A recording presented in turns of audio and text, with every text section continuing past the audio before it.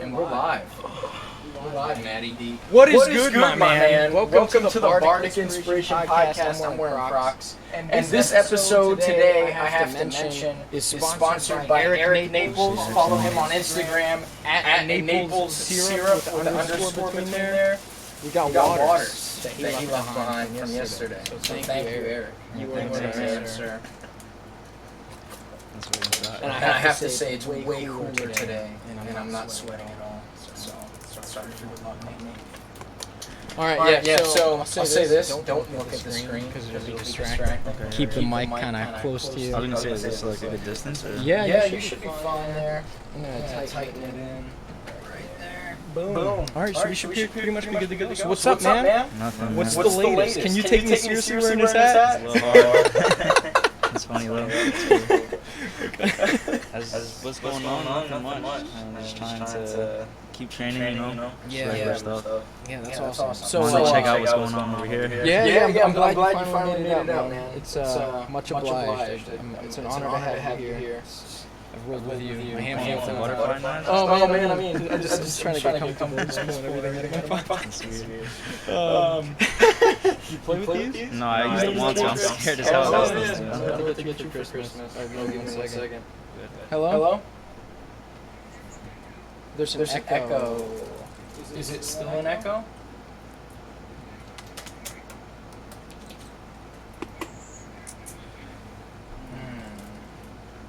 Let me see something.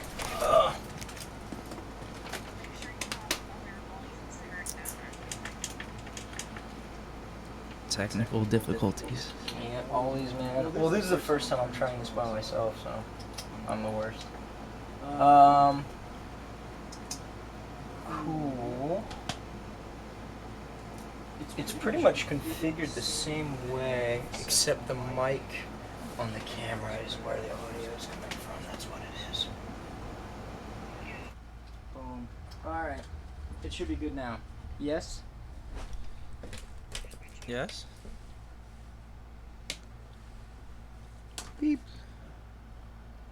Yeah, that's definitely what it was. Go ahead. So I'll tell you, the trick is to hold the handle that doesn't have the dangly guy, because that one, if it slams back on you, it's dull. You're not going to hurt yourself. If you go in there, that's dangerous. All right.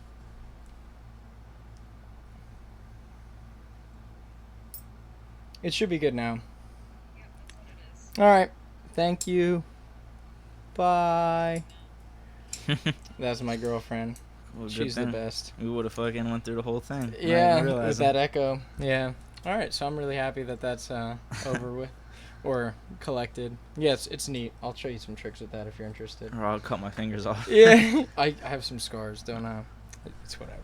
You're going to get her doing something. You may as well do something flashy. I told you I don't have insurance. I can't be playing around. And man, even if you do have insurance, man, if you're not making 6 figures, it's expensive to even get medical care these days. So I like to open asking all the fighters that I have on, what is your walkout song? Like, what's the best walkout song to have, or what's the most quintessential one to you? I haven't been able to use it yet. So really? My experiences with walkout songs have just been pretty silly. Like, oh really? Every time that I had a chance to have a walkout song, fucking Alex Nemeth would go backstage to the DJ and like tell him like, yo, could you just switch his song out with this random ass like just like over the top 80s song or some shit? And half the time, like what? Give me an example. I don't remember. I have no idea. I never heard the song before in my life until like I'm actually walking out, and then I realize like, wait, no, actually I don't even realize it because I'll be like so in the mood for the match, and I'll walk out looking dead serious. Yeah. Like I forget which one. And then it takes you till you get to your corner. They'll be like, wait a minute. No, it'll be like after the match. Alex will be like, you didn't realize what you walked out to, and I'm like, nah, I had no idea. And then I'll look back on the video and it's like some real crazy shit. Def Leppard, pour some sugar on me or something. Yeah, it sounds ridiculous, and I look crazy because I'm just like mad serious and just like I meant to do it. That's so fucking funny, bro. Yeah, Alex is a fucking funny guy. Yeah, but, dude. Yeah, he's a good dude. I should have him on. The one that I want to do is from an anime, and I don't really want to say it because I just want it to just be a surprise. Yeah, I wanted to. A lot of people probably won't know what it is, but it's just you don't even have to know what it is. It just sounds very epic. Like, it's gonna hype me up. Yeah. It should hype you up too. Like Yeah. the type of music that you listen to, like you'll like it, even if you don't know what it is. No, dude, for sure. Yeah. I like most music. I'm very open to different kinds of stuff, and I love anime music. I grew up with I grew up with Dragon Ball Z, bro. It's really ridiculous. So, but at the same time, like it's not in Japanese. It's like half Japanese, half English. So like the words you'll get, kind of like they'll hype you up. I don't know. It's good though. I'm waiting to do like a fight to win or something like that to like walk out to it. That's dope. All right, man. That's fucking cool. So right now, you are standing at like 170, 160-ish? I'm like trying to push to 160. I don't even think I'm there. I'm probably like 155. Okay. And you're a purple belt. And how long have you been training? And how old are you now? I'm trying to get a scope of I'm 26, and I've been training jiu-jitsu for like just under 6 years. Word? But I have grappling experience with wrestling. I wrestled in like middle school and high school. Just like not much in high school, like a year before I like got kicked off the team. Mm-hmm. And I've done like boxing at the same time as I wrestled back in middle school, and then I've done like other martial arts when I was younger, like Korean karate and stuff like that. It was called Tang Sudo. Mm-hmm. Nothing too serious, but I have been training like my whole life. Yeah, so you've always had that kind of edge of being a martial artist. Yeah, I think that's important. Like that mindset. The mindset is important. Like, I think it's almost more important than like a lot of the physical parts of it. I feel like it helps me like learn quicker than the average person, because like then most people come in and they have a hard time just like grasping the whole idea of martial arts, where like I had already walked in, I understood how everything kind of like the structure of everything. I just had to like learn new techniques, just different styles, but having the right attitude I feel like is super important, especially in the beginning when you don't know anything. You just want to be like eager to learn and just be humble. Yeah, certainly. Maybe you'll have someone that's like a tough guy that won like street fights, and he don't want to like, he's not so eager to learn because he's so confident. I love bringing my friends out that don't do jiu-jitsu to jiu-jitsu class, and maybe they have like some wrestling background. I just guillotine them immediately after they try to like single leg me. I love that stuff. I used to try and get all the, because I was on a really good wrestling team. Yeah. My team like won states and shit when I was like on it for the 1 year for high school. So I got like really good training. I just was never on varsity, but I love seeing those kids like accidentally walk into the gym and like see me, and they're like, "Oh, I could definitely handle this kid. I used to just smash them in wrestling." Yeah. And they like can't do a damn thing. Like, I love that, dude. Yeah, it's such a different thing, but like it helps. I'm so happy that I did wrestling. Like it's a huge help, but there's so many bad habits that you just got to cut out from it in order to actually be good at jiu-jitsu. Yeah. And those guys, like, they don't stick around because of that. Like, I'm so used to just getting around everyone and smashing them, and that they have a hard time when it actually, like, doesn't go their way, and they just get frustrated and never come back. Yeah. So. I wrestled in, like, middle school and high school, and the reason I didn't do it, like, I only did it, like, 1 year each, and one of the reasons I hated like the idea of wrestling was like, first of all, like the reason I got into it was like WWE, and I just like the hype of that, and I'm like, this isn't the same thing at all. Like, why can't I kick this guy? And why can't I do a backflip onto him? But I never liked the idea of giving up my back like as a favorable thing, and because you don't want to get pinned on your back. Like that's the goal. In jiu-jitsu, it's way more intuitive, I think. Like, if you're an outsider going in, I think it's honestly easier to pick up jiu-jitsu than it is to pick up wrestling. I didn't think about that. That's actually a good point. Yeah. In wrestling, when I started, that was something I always had a problem. I used to try, like, they would take me down and used to try and fight against them pinning me, which, like, it's never going to work. You can't, like, do a sit-up harder than someone could, like, pin you. Yeah. But, funny. That was something I struggled with for the first, like, couple months. Yeah, no doubt. I can definitely relate on that. So...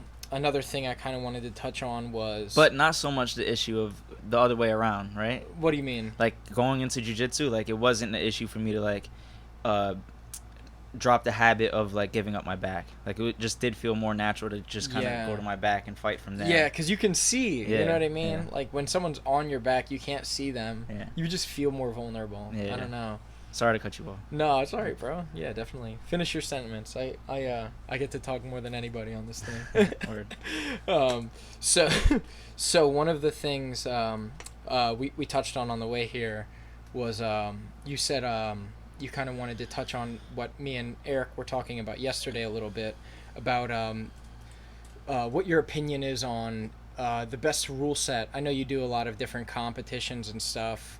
I just want to like get your opinion on like what do you think about the IBJJF rule set versus the Naga rule set, points versus submission only. Maybe even touch on combat jiu-jitsu. That's not even something I got to talk to many people about. Yeah. So we don't forget the combat jiu-jitsu thing. I like it a lot. Yeah, you do like that? I've played with the idea of doing it, but I haven't really like committed to the thought. Yeah.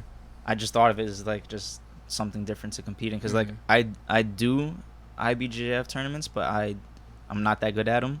But I want to practice to get better and be able to be good at all the different rule sets. I don't want to just be known for sub only and attacking people's legs and stuff. Like I do have wrestling background and I can do guard passes and stuff like that. But I just prefer for the stuff that you've probably seen me do, like sub only tournaments, to not waste energy wrestling.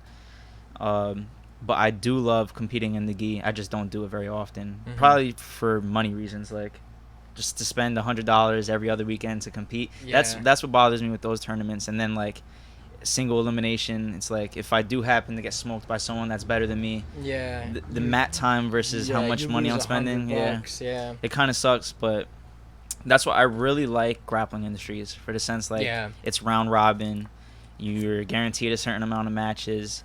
So like anytime like other people ask me like, oh, what tournament should I do, I always suggest grappling industries, because you're guaranteed at least a couple matches throughout the day. Plus they're not trying to rip your pockets out. Like it's I think $80 if you sign up early for like both divisions. I think I'm pretty sure. I think that's right. I actually went the one that I just did recently.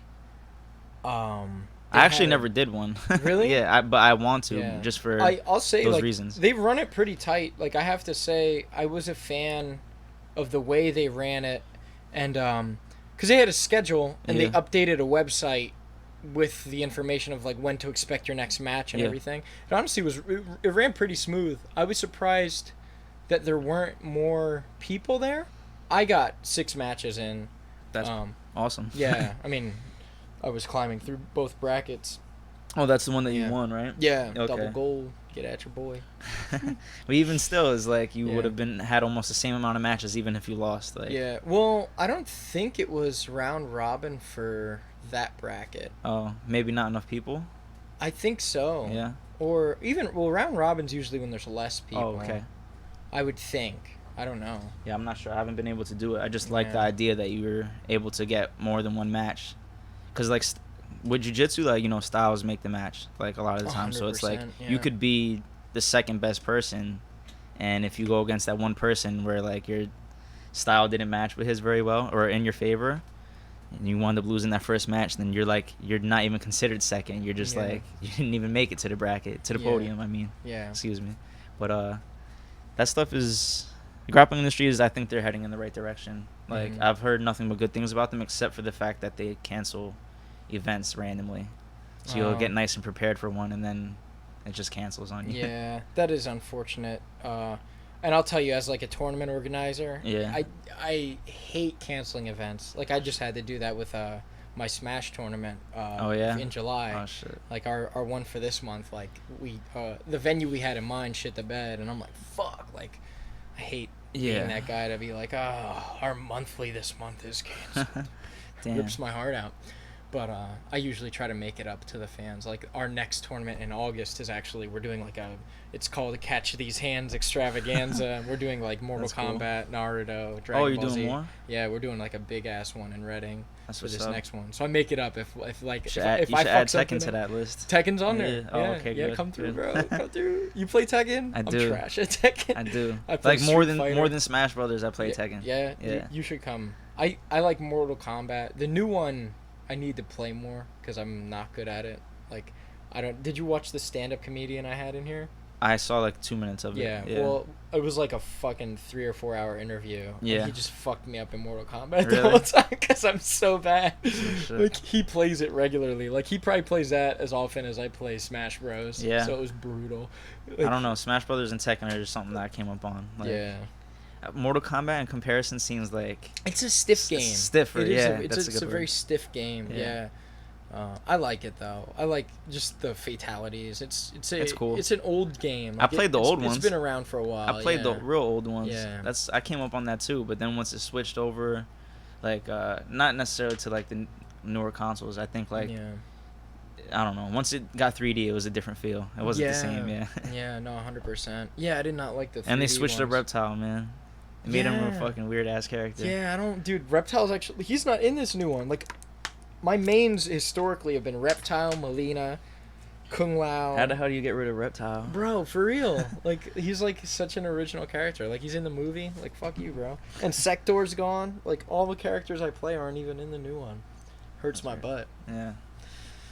It's out of control. We definitely gotta get some Smash Brothers in though. I keep avoiding you. Yeah. Except for at Submission Arena, yo. I still laugh about that. Yo, that was so funny. That was great. It was Eric. He was even laughing about that when I brought it up to him. Before, I don't know if we touched on it at the interview, but I was setting things up and like we were just kind of talking about.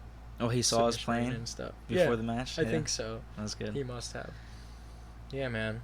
I thought that was really funny though, like how everyone was like real serious and they're like, "We're going live in 10 minutes," and you and me just looked at each other. You trying to get a match in there? Let's get right in the middle of the match right now.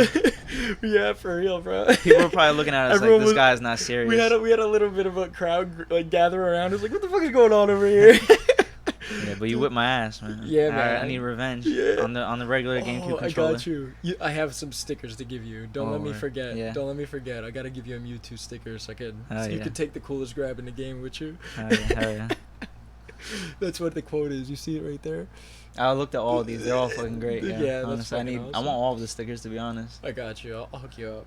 Yeah. Did you bring a sticker to throw up here? No, I heard you say that on the way Yeah. here, and then I was like, ah, shit. Ah, shit. I don't really keep too many from the gym or anything. Yeah, that's all right, man. I don't think I have a single jujitsu sticker up here. Really? How? I have so many jujitsu people. You're Y'all lacking, are man. slacking, guys. Yeah. Come on now. Rep your gym. Nah, that's cool though.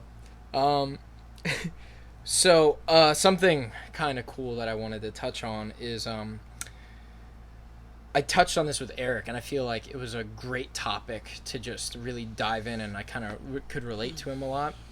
Have you ever been in like a stupor of like losses, and then how did you get out of it if you did? You know what I mean? Like, have you ever lost a few competitions consecutively?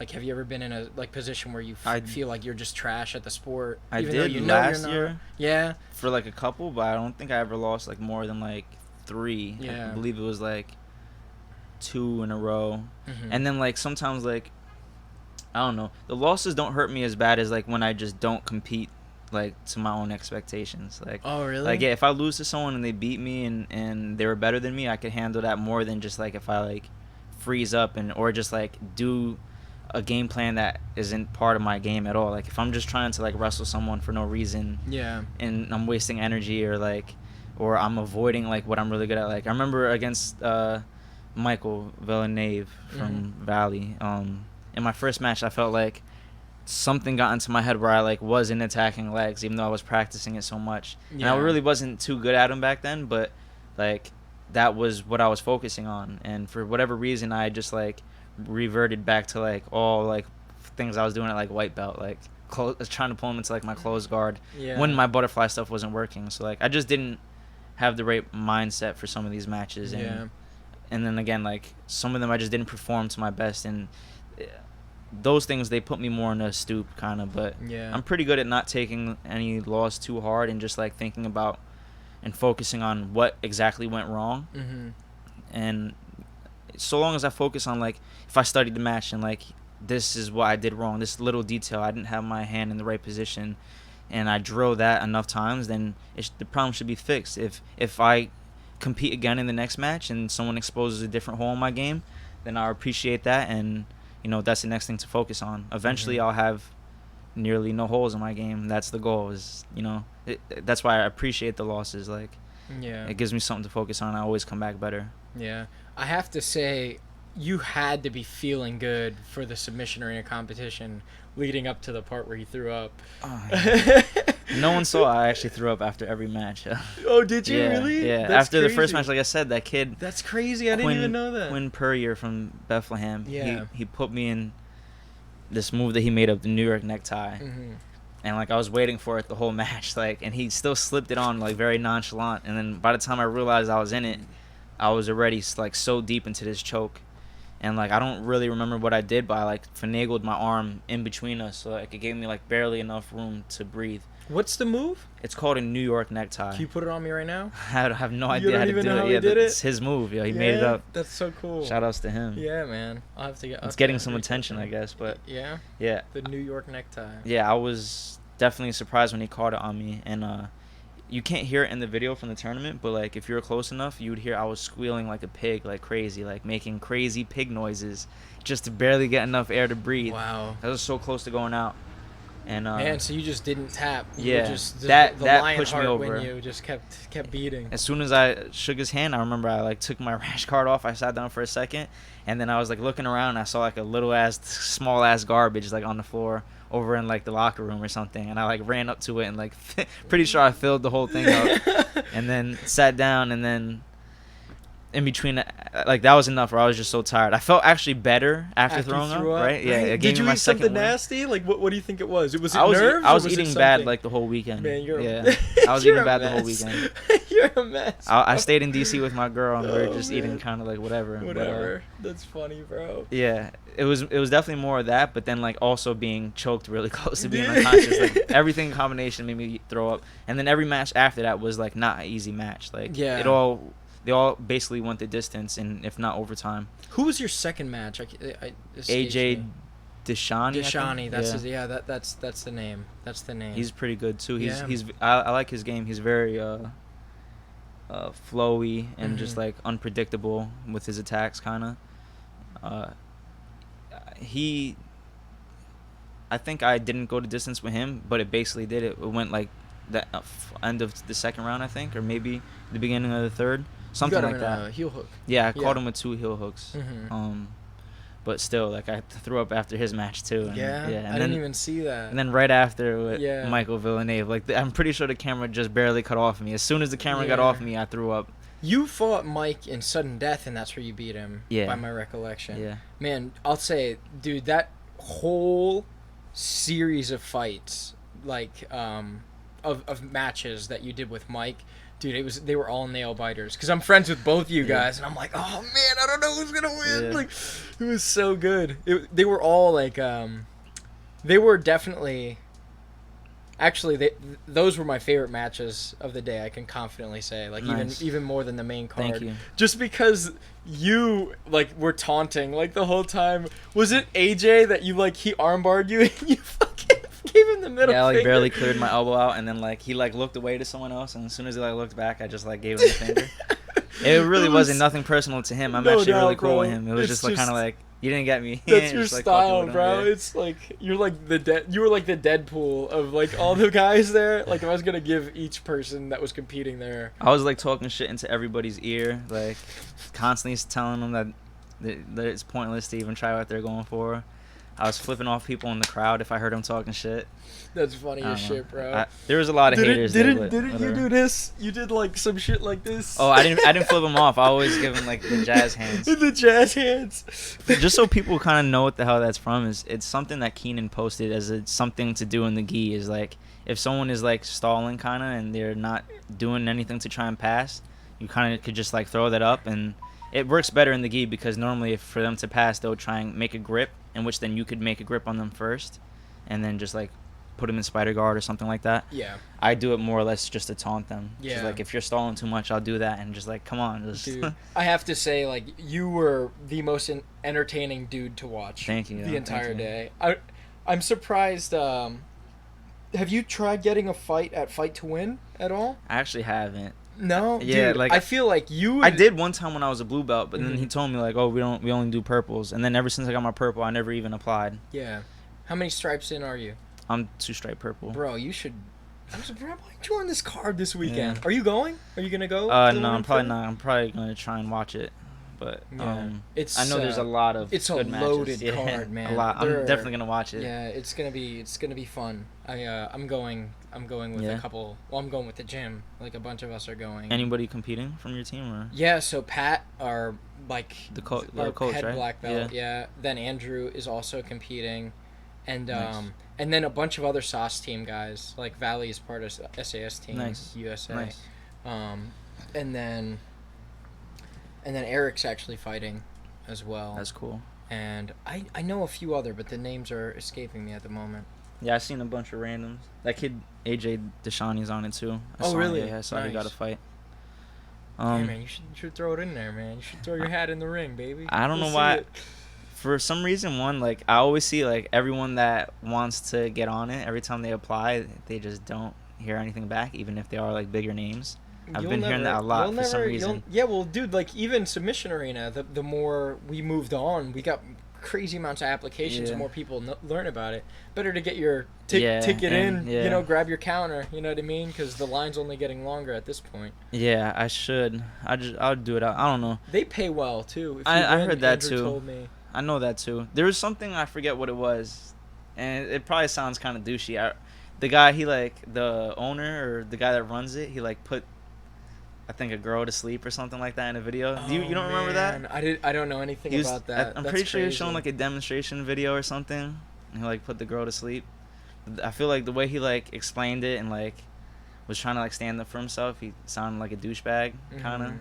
And like ever believe since it. then, I was kind of like, I don't really want to fight for this guy, even if Yeah. it does pay and it's like a good promotion. I just like Mhm. I got turned off from the idea. Well, the ethics Yeah. behind it. Yeah, I don't know about that controversy. You'll have to send me some info. Yeah, I'll yeah. look into that. It wasn't anything serious, and some people were Yeah. just like, oh, the girl just went to sleep and it's not a big deal. But Yeah, I mean, was it like some random chick or no, it was like one of his students, but it was just like, I don't know. You'd have to Ah, watch it and then you tell me. Yeah, It was yeah, like a it's little- definitely one of those things. was a little bro. weird. Yeah. Yeah. So anyone watching too, I don't have someone monitoring the Q&A panel right now, but if you message me on Instagram at Brad L. Bard, I will make sure to answer your questions. So, yeah. Or I'll ask Matt and he will answer your questions. Because I'm sure he's way more interesting than me right now. I doubt it. Yeah.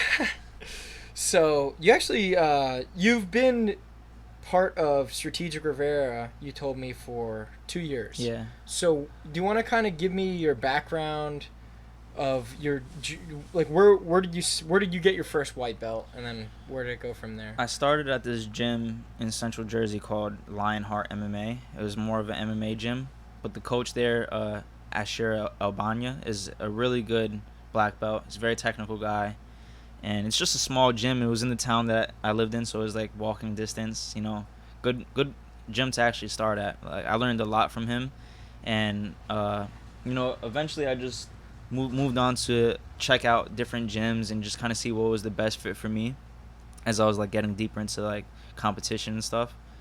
I bounced around like all the major gyms, kind of just like seeing like what actually was a good fit for me. So like whenever I could, since I lived right next to the train station, I would take the train into the city and I'll do the Unity comp classes. I'll take some classes at Marcelo's with my friend who's usual there. And then as of most recently, for whatever reason, I avoided it. Not on purpose, just like for whatever reason, I just couldn't make it to Henzo's. But that's where I've been spending most of my time now. And I feel like that's like the best fit for me. Like the Henzo guys have a similar style to me, and a lot of the guys I look up to are training right there in the room. And then it's also like something with like the feel of the gym. So it's like no offense to any of the other gyms, major gyms, I just feel like I could get work with anybody, and when I go over to Henzo's, like it's the higher belts aren't gonna like ignore you so much, you know. Yeah, I walked in on the first day. I was able to roll with Neiman Gracie and like Jake Shields, you know, these like What? famous guys. Yeah. Jake Shields is in there? Yeah, Get the fuck yeah. outta He's here. been a pretty regular at Henzo's.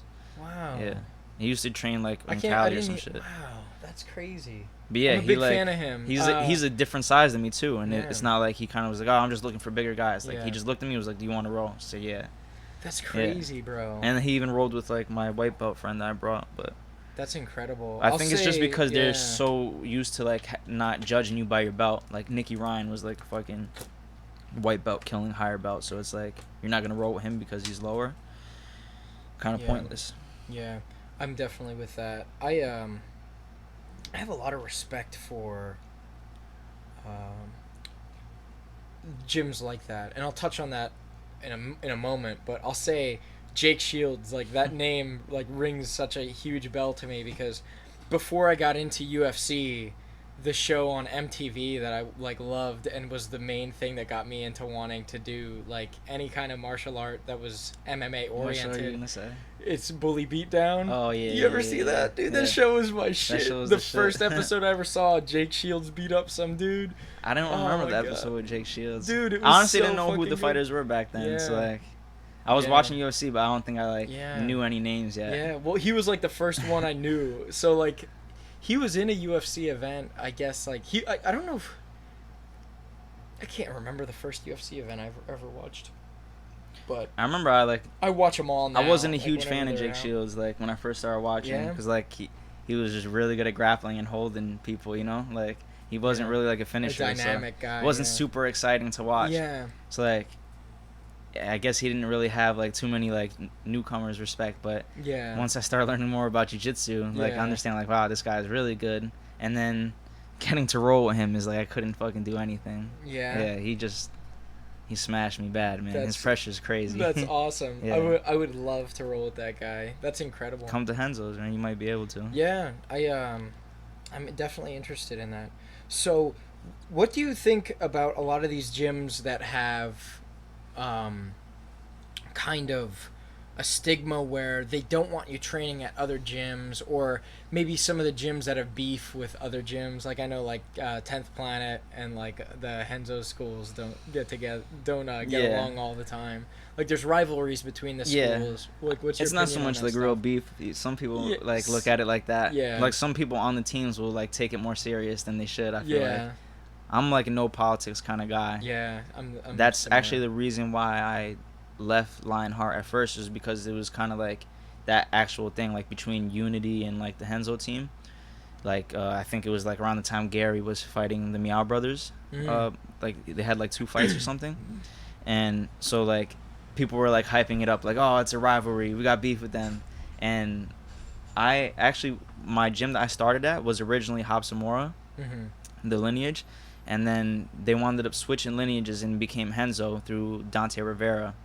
And like I was kind of like was like iffy about that because I was like, man, this isn't something that I signed up for, you know what I mean? Like I have mad respect for Dante, but like I feel like I signed up under this team, like this is kind of where I wanted to stay, you know what I mean? And then when it switched, I didn't really have that like loyalty to Henzo's, Yeah. because I just was forced under the flag, you know what I mean? Yeah. So it was kind of like whatever to me. And then I was always a fan of the Meow Brothers just because of their style and stuff. Yeah, Like, they're used to just really very- want to copy the Berimbolo style and stuff. Yeah.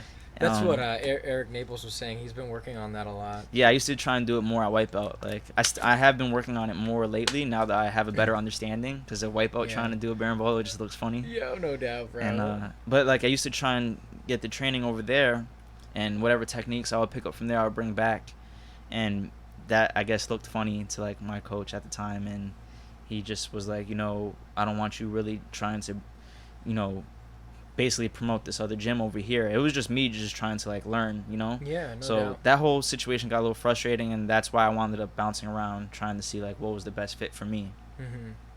And right now I got the feel for everywhere kind of. I'll still like cross train once in a while if I'm like really good friends with somebody from another team, Yeah. but like I've just been trying to settle down and get to Hensel's as much as I can. And I'm actually about to try and make it out there like multiple times a week, so like my training is going to be a lot more turned up, like I should Yeah. be training with like higher level guys always, and this should show in competition. Mhm. Yeah. Is there a reason you compete so intermittently?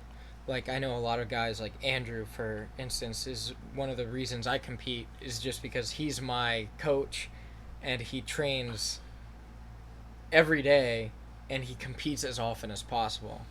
But not everyone has that mindset where they should take every single competition. I try and take as many as I can. Mm-hmm. If I could, I would compete every weekend. Mm-hmm. Like I said, that gets expensive if you No don't have doubt. like if you're not invited to something, So like lately I've been focusing more on just like competing for free at the best event that I can, just Mhm. have been the sub only events.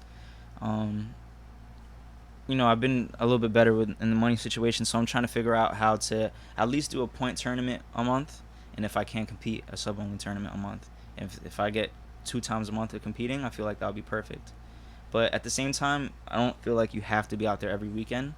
If you take your training serious and you have good instruction, then you could still get really good, Yeah. It's just you want to battle test your techniques, you want to make sure that they're working. The good thing about me when I go to Henzo's is like all those guys are killers. These are like the top of the competitors, so I get to test these techniques against them. And hopefully it will turn into something where I could compete every weekend, and if I do, then I'll probably take advantage of that. But lately it's just been whenever I can. Yeah, that's awesome. But I do believe like it helps you level up faster. So for anyone else like that's just starting out, I always suggest to them to just as much as you can, especially at white belt and blue belt, to just get that stuff out of the way. You always make so many stupid mistakes in the beginning and stuff, just try and get out there as much as possible. But again, like it seems like every year the prices go up for these tournaments. True. When I started, I know Grappler's Quest was like $80, and for both maybe $100, and now Naga I believe is like some ridiculous shit. It's like I think I haven't even paid yet. I think it's like 150 or some shit. Yeah, I think it's more. Yeah, I think it was pretty crazy. I thought it was like 130. I'm pretty sure it's 130 for both brackets. It's still too much. It is. That is definitely hella steep. It reminds me like that guy's making money, man. No doubt, bro. And then like the problem that I have with it is I'm paying $130 to get a seat at the table, but if I win, all I get is a medal. Yeah. Come on, bro. Give me my admission fee back at least. Naga, they have tournaments all over the place every weekend. I have a hard time believing that they can't afford to pay at least the expert divisions. You know what I mean? At least the expert divisions. Just pay that. That's very fair. I think everyone else, you work your way up to the expert division and then it'll be worth it. But I don't understand why they have no money. I don't think any of their tournaments pay. I'm not sure, honestly. Yeah. I know Grappler's Quest, they used to have pro tournaments. So in the middle mat and the whole event would be a bunch of pros and stuff fighting for at least $1,000, sometimes more. That was the first tournament I ever did, and I went to a Grappler's Quest and saw Keenan Cornelius fucking everybody up for $1,000. That's awesome. And I was like, oh, all right, this is what I want to do. All right. I see you. Actually, the first time I walked into the first competition I ever did, I walked up and I was able to squeeze to the corner because everyone was surrounding all the pros to the fence. I squeezed up as close as I could, and the two guys fighting rolled over to the corner I was in, so I was 2 feet away from them, and I just watched the guy just get a heel hook, and the guy's leg just broke. It looked like something snapped pretty bad, and the dude he was just shaking and looking up at the ceiling, and his body just went into shock, and I was like, damn, what the hell did I just sign myself up for? Damn, bro. And I was like, this is fucking crazy. I ended up taking 3rd at that tournament, but I was like, fuck, yo. Yeah. I was scared as hell. No doubt. There's no heel hooks obviously at white belt, but I had no idea. I thought that was what I was about to get into. Yeah. Luckily, I think I just got triangled or something. Oh, that's what you got caught with. Yeah. I was trying to, because of my wrestling. I remember I kept shooting on people and picking them all the way up here, and then they're like, you can't slam. So I was letting them down lately, landing in side control. That's funny. I remember just talking about injuries and stuff. That grappling industries that I did, the second to last match I did was against this guy. It doesn't really matter who I was against. The mat next to me, the one dude got put to sleep, and he was seizing and foaming at the mouth. So they stopped our match and moved us back. And I'm like, what the fuck happened? Did he get dumped on his head or something? He's like, nah, I think he just got put to sleep. I'm like, fuck, bro. Yeah, that shit is nuts when you first compete and you're being exposed to it. I think I saw that one where the guy got his leg broken. Though. The second one I did, I remember there was this really good wrestler, and he was going against obviously a jiu-jitsu guy, but the jiu-jitsu guy sat guard, and the wrestler was just trying to really hard aggressively shin slice, and he was kind of flying shin slicing, and he did it to this dude, and he wasn't wearing a mouth guard, and he like sliced hard over the leg and dropped all his weight onto the knee right on the guy's mouth, and he like caved in all his bottom row teeth. Oh my god! And like the dude just basically like swallowed his bottom row teeth. It was just like all in. And I was like, fuck, yo. I was like, and then something like the very next match, someone else did something and like fucked up their arm. So it was like 2 really bad injuries within like 5 minutes. That's crazy. And I was like, what the hell is going on this mat, man? Like, I'm cursed. Yo, yeah, you see all the good action. Yeah, man. It's I thought I was gonna get injured next. Yeah, man. Injuries are pretty common in competition, man. It's just the mindset. Like, a lot of these guys don't want to tap too. Yeah. So that's when you see these guys. I'm kind of guilty of that, yeah. Mm-hmm. But I haven't been really injured. I think you need a little bit of that, like especially for a choke, like foot stuff. I think majority of the people kind of agree, like they're gonna tap a little earlier on a foot thing, just because they're so much more fragile than every other thing. Yeah. I'm kind of stubborn when it comes to like all these joint locks. Yeah. Like arm bars, like I'll tap if you really get me deep, but it's hard to get me deep into an arm bar. I remember actually one of my submission arena matches, they like someone jumped onto an arm bar and they like thought I tapped, but I had just hitchhiked and like touched the guy's leg to try and escape. And everyone was like, you tapped. And I was like, nah, no fucking way. Like I almost never tap to arm bars. Like I'm really good at escaping them. Unless the guy's like a super high level guy and like they can really control my arm the whole time, like I'm just super stubborn. Like even if I feel like my arm is gonna break, I usually find a slight rotation, angle, to just like spin out of it. And it's probably gonna fuck me one day, but it's helped a lot in competition. And other thing with legs, I guess being stubborn, like kind of like not in the worst way. Like if they have the heel, like and you got it, and I feel the pressure on my knee, like I'll tap. But like some people are so scared of legs that they're like, you don't even get the bite. It's like you just barely entered Ashi and like they're fucking tapping. Oh man. And that's kind of annoying and definitely not good for the person. Like they're never gonna be able to actually learn the actual defense if they're just scared of being in the pocket all the time. Yeah. I've taken some bad pops, but because of that, I also feel like I've learned so much about like what my threshold is and like where am I really safe and where am I really in danger. Yeah, I think it just in life, like this podcast is a great example. You just got to go after it and make some mistakes. Like just today with the echo thing. Yeah. You have to be able to identify like maybe not identify. You need to be able to learn from your mistakes. Yeah, and for that sure. like I think that's just my way of life, you know. Like I don't let worrying about failing stop me from doing shit ever. I'll say with Zach Edwards though, if we're talking about foot stuff, if he touches my feet, I tap, bro. Yeah. The fucking He's kind of different, man. He's got a different build. dude. Those super lanky guys have like different leverage and different moves. Normally people talk about triangles and stuff with like long guys. Yeah, but like it's different. I have this one guy who's like a similar build, really tall, lanky dude, and he has like a super dangerous straight ankle lock. Like he subs everybody in the room with straight ankles. Yeah. And it's just because like the leverage he could get behind it. If he puts his feet on your hip, think like his bridging is so much longer than what you could do. So he could like separate your foot from your shin. You know what I mean? Bro. Like yeah. that thing, it's pretty dangerous. Yeah. But yeah, I don't know. Legs, people are petrified of them, and I don't know. I hope that people, and they are, you know, I hope people, all gyms get more comfortable. Like I know some like gyms, like they still won't even practice it just because they feel like it's super dangerous. But like the Henzo guys, they always make a good point. Like it's really no different than any other position. Like if I have you in a straight arm bar and it's fully extended and I move in a stupid way, I'll break your arm. You know what I mean? Or if you move in a stupid way, you'll break your own arm.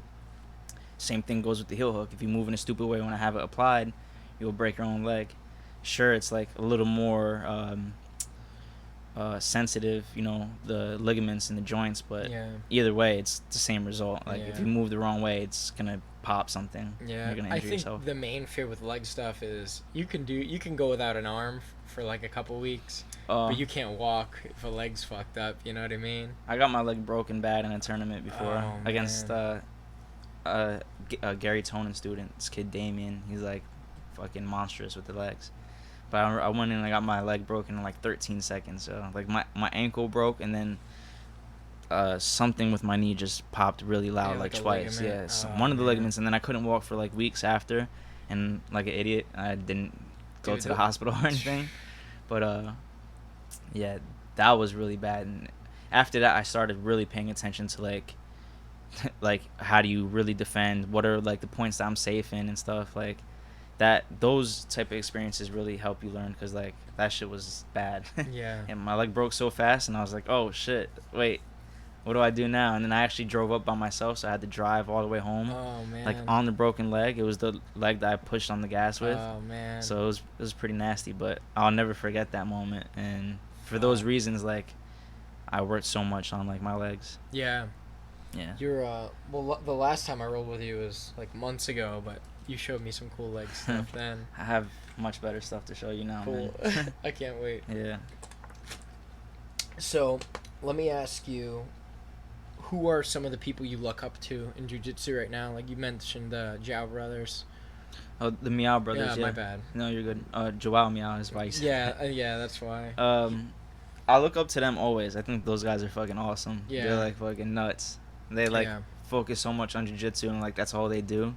So it's like you gotta respect them. But the people that I really look up to mainly are the Henzo guys, and that's why I train with them. You know, I mean, I look up to like Keenan and them too. You know what I mean? But I can't go train with them, so it's kind of like I'll pay only so much attention to them. I'll follow them in their competition career, but like I really look up to like Gary and Gordon and these guys that are killing it on the East Coast. Yeah. Excuse me. That's alright. It's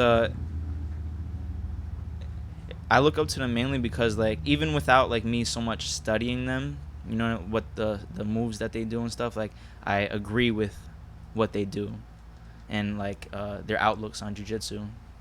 Maybe not everything, you know what I mean, but for the most part, like their approach to grappling I agree with the most. And then on top of it, like having been to all these different gyms, I feel like they're they take the most studious approach to it. Like they really study each position, and maybe it's like there's a lot of Brazilians and stuff that obviously do jiu-jitsu, and a lot of the academies are under some jiu-jitsu black belt, and maybe it's the language barrier. Like who knows, maybe some of these Brazilians sound like John Danaher when they're speaking in Portuguese, but I wouldn't know, you know what I mean?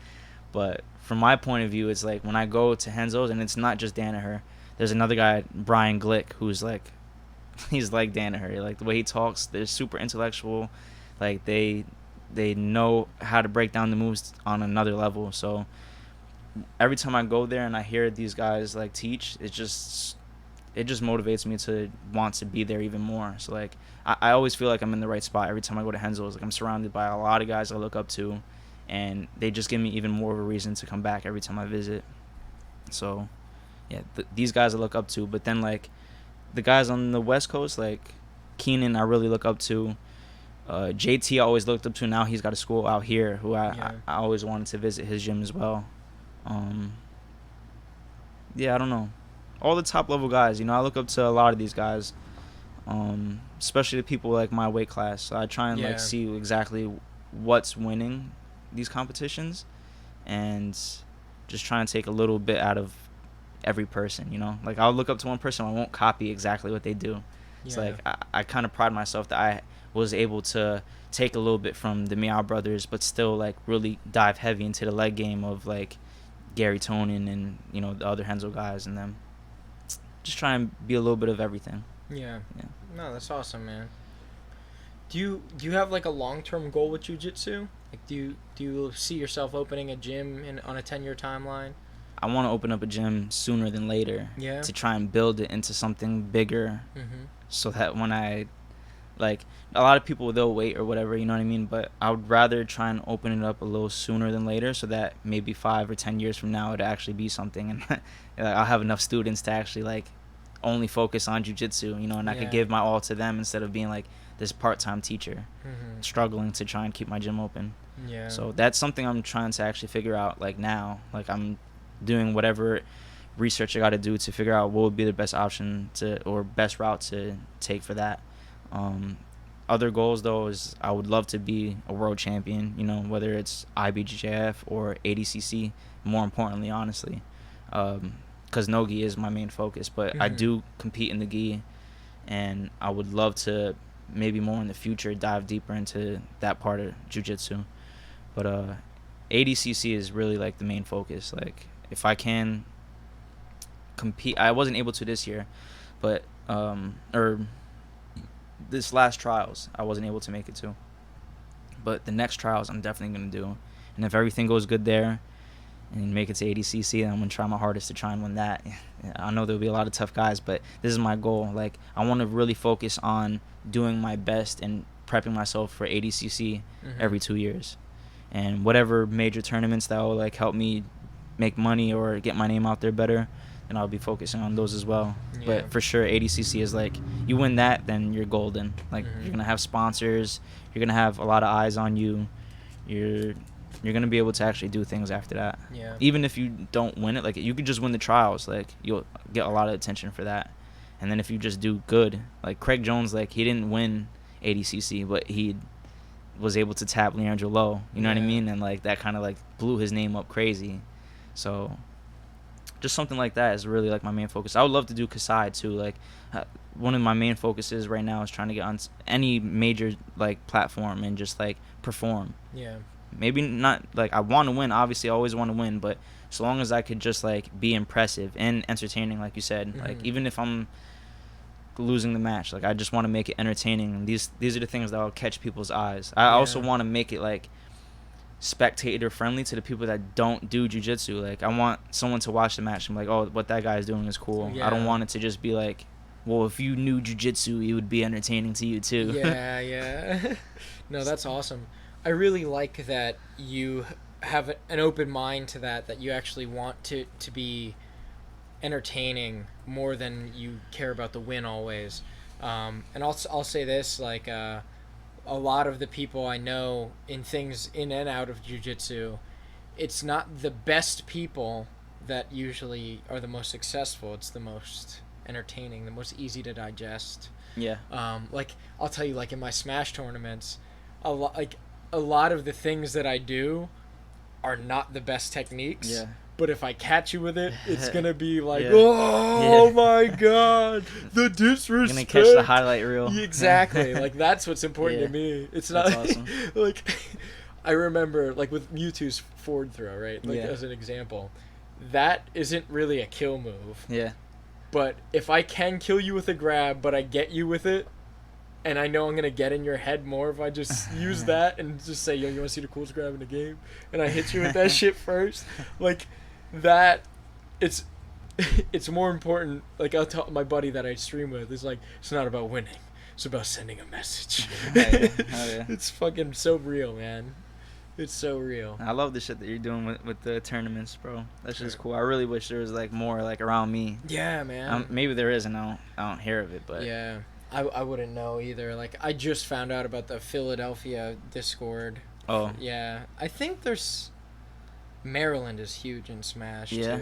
I don't know about Jersey. I saw a tournament randomly. I went to, like, this anime convention, and they just had, like, a tournament running in the back. Yeah, they be doing that. Yeah. Definitely. But that's cool, bro. Like, if you wanted to bring anime conventions? Nah, I went with like my girl's little brother. Oh, okay. I would honestly, like I like anime, but like the conventions probably like a different scene for me than a lot of the stuff that I even watch. There's gonna be a lot of weird shit. No doubt. But yeah, anime is cool as hell, man. What were you saying? I'm sorry, I interrupted you. I'm not really sure, to be honest. I forgot. My bad.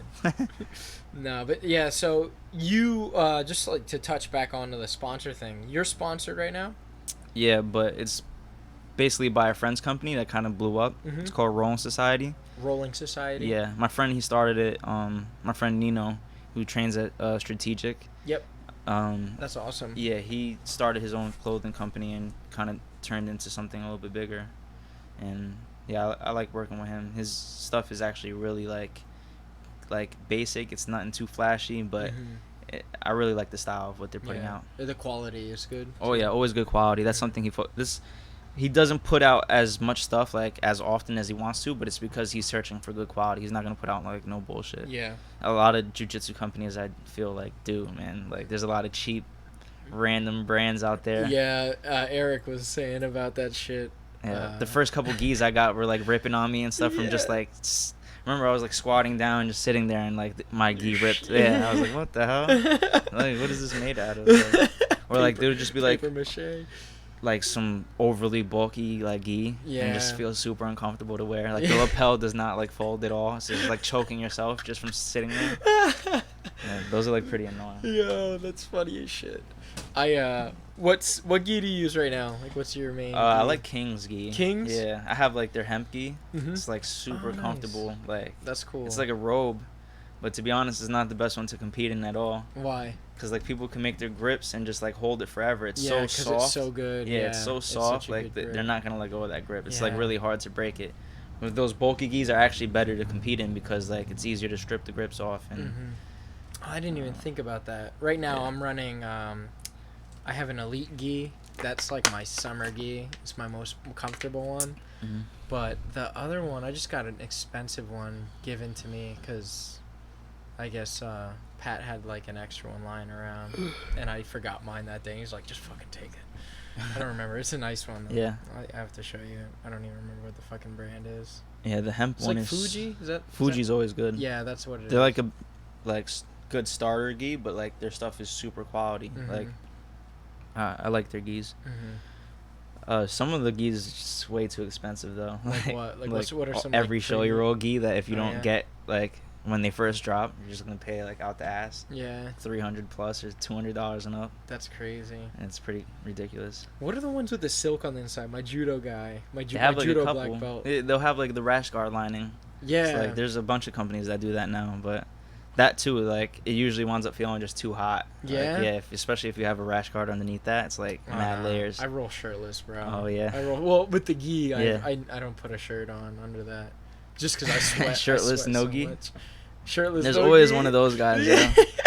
There's always one of those guys. I can't stand. When, Yo, did I send you that meme? I mean, if that's what you're into, whatever. But like, I don't want to roll against you. Did I send you that meme? You watch Always Sunny in Philadelphia? I've seen it a couple It's got, times. like, You did. Danny Yeah, you DeVito. saw that shit. Yeah, that shit was stupid. Anyone roll no gi? Yeah, no thanks. No fucking thanks. There's that guy. I don't know if you know who he is. Rustam Chiziev. Oh no. He's like this Russian wrestler who's like he was used to like do all the Naga and grappler quests and stuff like that. And he's a monster. Yeah. I don't know if he's like a black belt or in jiu-jitsu. I don't know what he does. I'm pretty sure he's like a sambo guy or something. Oh yeah. But he's like notorious for just like wearing no shirt, these tight ass shorts, and he just has like the ultimate hairy chest and back, and like you gotta like wrestle against him. He's like super sweaty and shit. Like, he's just my a God. bear. I would not want to wrestle against that guy. But he's really good, so he's gonna smash you, but like rub his chest on you and shit. Yeah, like dude, I've had that where like like the really strong, heavy like bear dudes, like when they fucking get their fucking chest up on your shit, and you can tell they have hair, like a hairy chest through the shirt, and it's and that sweats in your fucking face. Oh God, that's the worst part. It's of nightmare jiu-jitsu. shit, bro. The injuries aren't even the worst part. Yeah, nah, that's the worst part. Shit like that. Fucking smelly training partners or something. For sure. So so you have a girlfriend you've been with for a really long time, but she doesn't really train jiu-jitsu like consistently. Nope. So she how do you has taken like a couple class, like one class, classes, and then yeah. she'll like practice with me on certain things. Mm-hmm. Which I'll say, this is gonna sound really cocky, yo. My girl has better leg lock defense than majority of the guys that I roll with, and she has only trained a couple times. So that's so funny. I hope that hurts a couple people's feelings. That's awesome.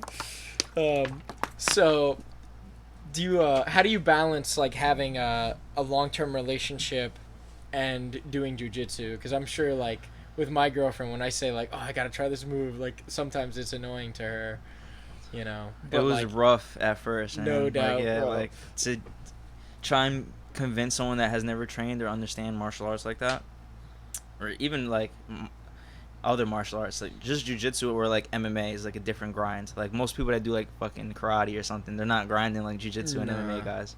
So like trying to get someone to understand like how much time you have to put into something if you really want to be good at it, and like how important it is to be there like almost like every day and like multiple times a day sometimes, like that's hard for them to understand. But you know, my girl, she got the idea after seeing me really want to like do it after a couple years, you know, and just stop giving me a hard time about training as often. And so long as they like really obviously care about you, then they try and work with you with it. And Yeah. like we work around each other's schedules. So like right now I work a lot overnight. So like if I'm working overnight and then if I have something to do during the day, whether it be with her or something else important, then I could do that and then train later at night. And then if it's the opposite, if it's the opposite, then I'll do whatever I have to in the morning and then train in the morning and then handle what I got to do later at night. And then just work overnight and then catch naps in between. That's basically what I have to do.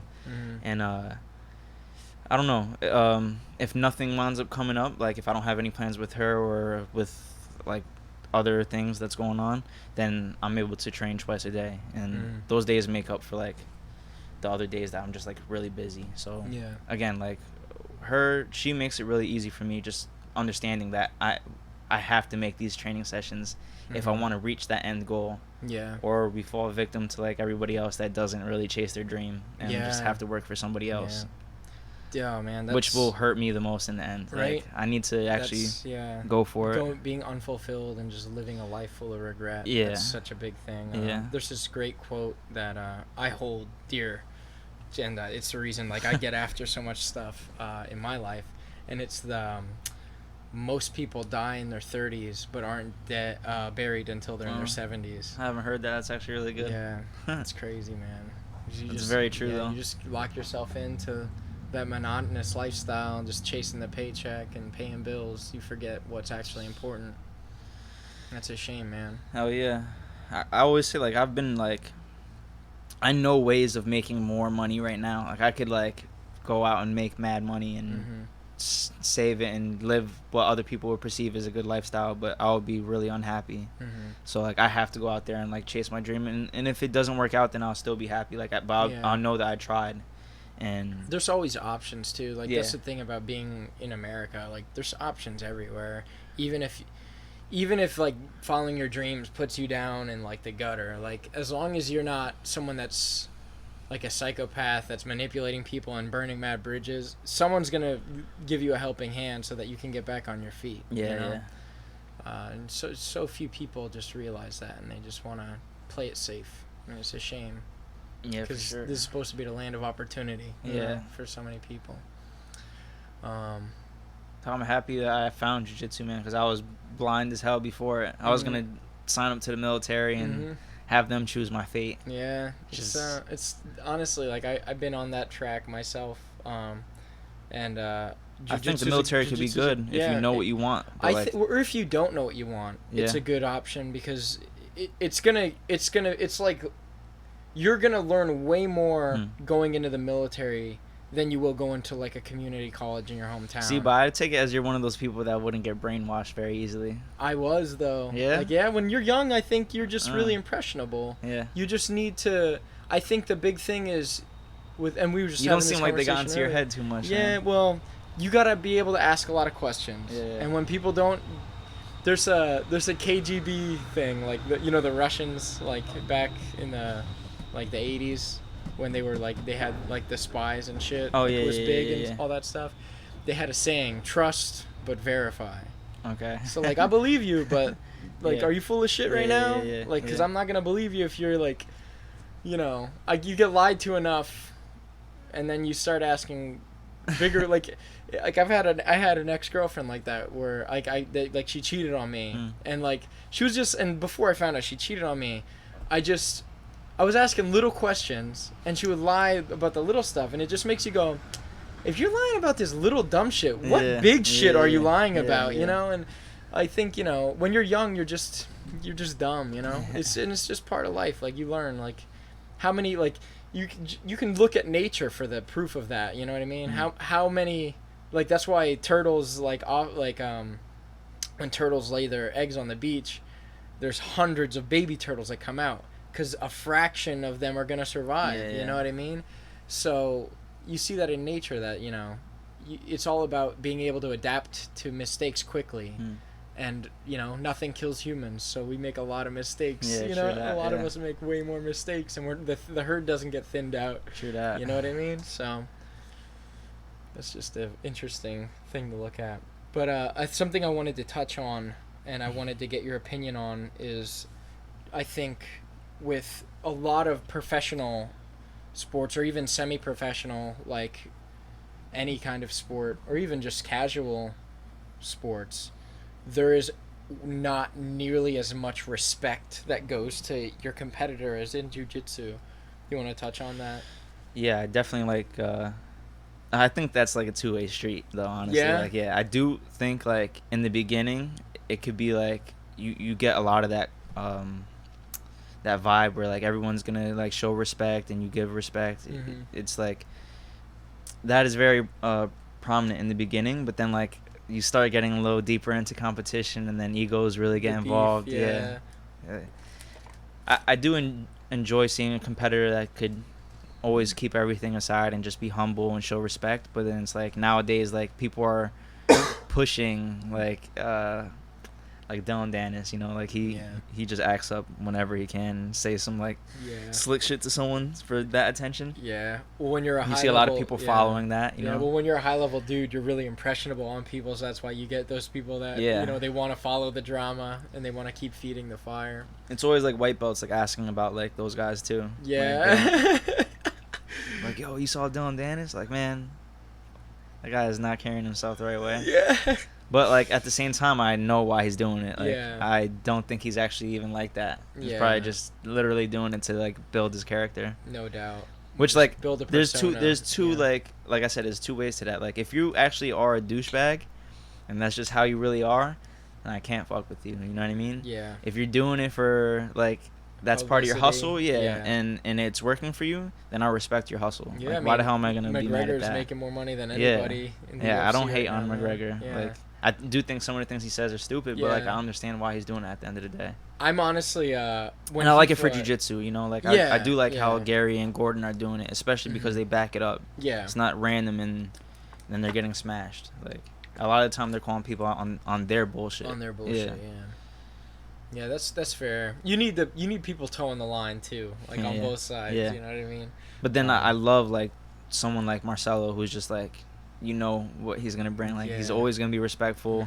He's always gonna be humble, and then like when you meet him in person, it's real. Like the first time I went to Marcelo's, I got changed in the locker room, and then like I like opened the locker room door to step onto the mat, and he was like right there in front of me, and I was like, oh shit, Marcelo. And he's like was like mad happy to like see me, and like was just being very friendly. So I appreciate that a lot. Where some black belts you'll get like they just feel like they're too good for you.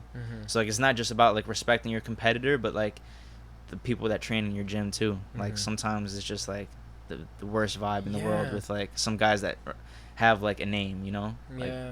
Well, even the like higher level belts that like stigmatize the lower level belts. What's your opinion on that? Like people who make the white belts that are really early in the game like feel like the redheaded stepchild. Like honestly, I feel like that's very well, it's just not conducive to growing your brand or your gym, you know, or the person. Well, like that goes hand in hand, right? Like if you build good students, it'll build your brand and your gym up better. But for sure, like I know I wouldn't like it if I went in and I felt like I was being like criticized in a negative way by the higher belts.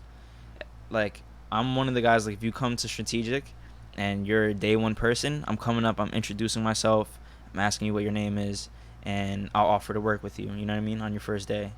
Besides it being like a bad idea for just have two new white belts like trying to do techniques on each other, I feel like a lot of the time that's how injury happens.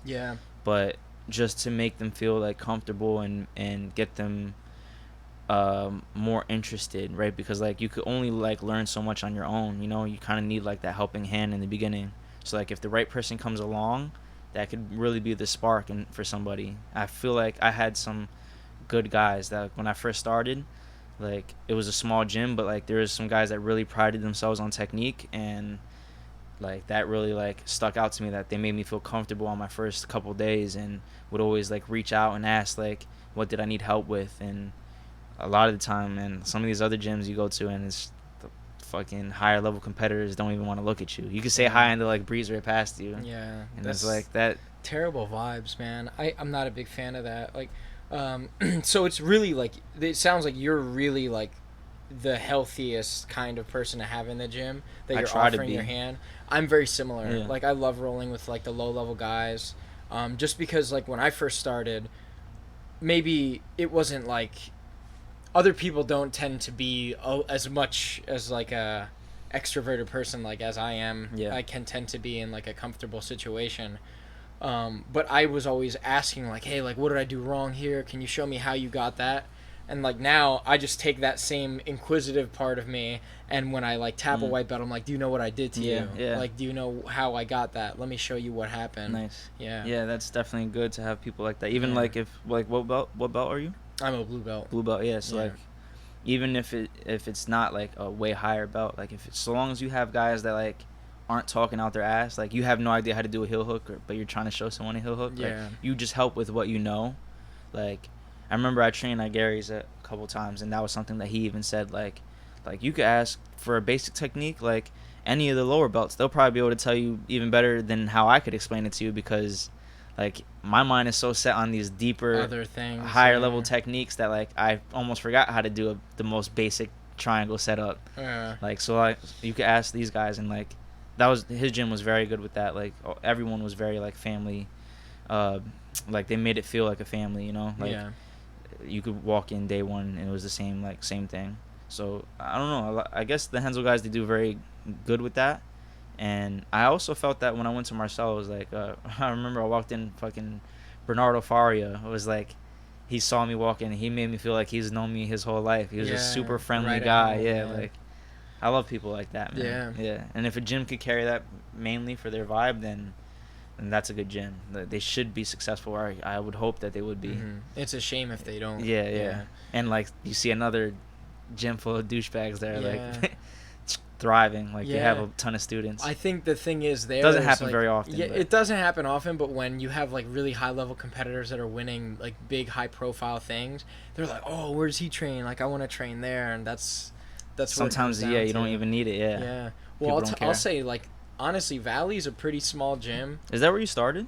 Yeah. Yeah. So you just been there the whole time? Well, I'll be honest. I started out like hopping open mats, just fucking around, Yeah. just because I wasn't taking the sport that seriously. And like I mentioned to you prior, like I did a little bit of boxing is kind of where I started like taking martial arts seriously, because I was just like, like I always liked the idea of being able to, self-defense, and it's kind of like continuing my whatever martial arts background I had from the little shit I learned here and there and everything. But once I saw Andrew win his first couple fights at Submission Arena, I'm like, this guy's not bad. Like, let me see what this guy's all about. So he invited me up to the gym, like, to just do a class for free, and all the high level dudes just shit on me. And I'm like, all right, man, I'm trash.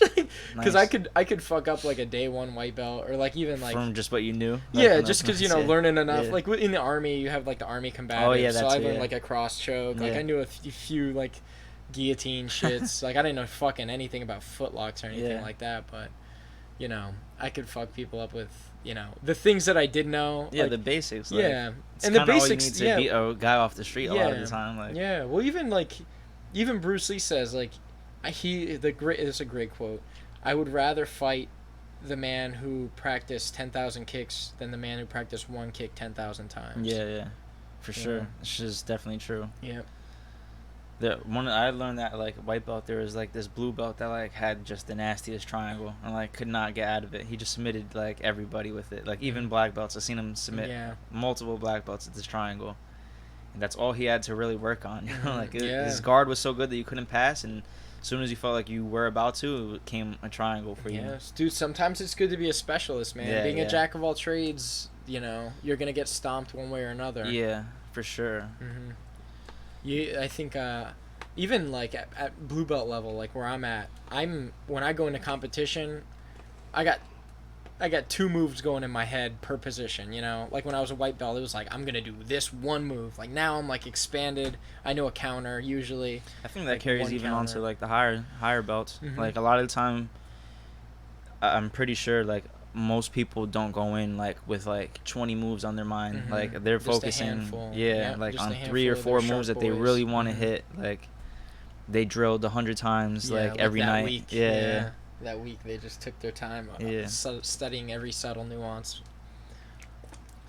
Yeah, that's what I was doing for the past couple of years with leg locks. Like I said, when I first started, I was trying to be a little meow. Yeah, dude. I was trying to berimbolo everybody, gi, no gi.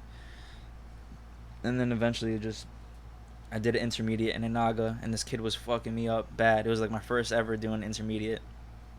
And he was just all over me, and then I was like, fuck, I don't know what to do. And I dropped back and like caught it heel and just like ripped it.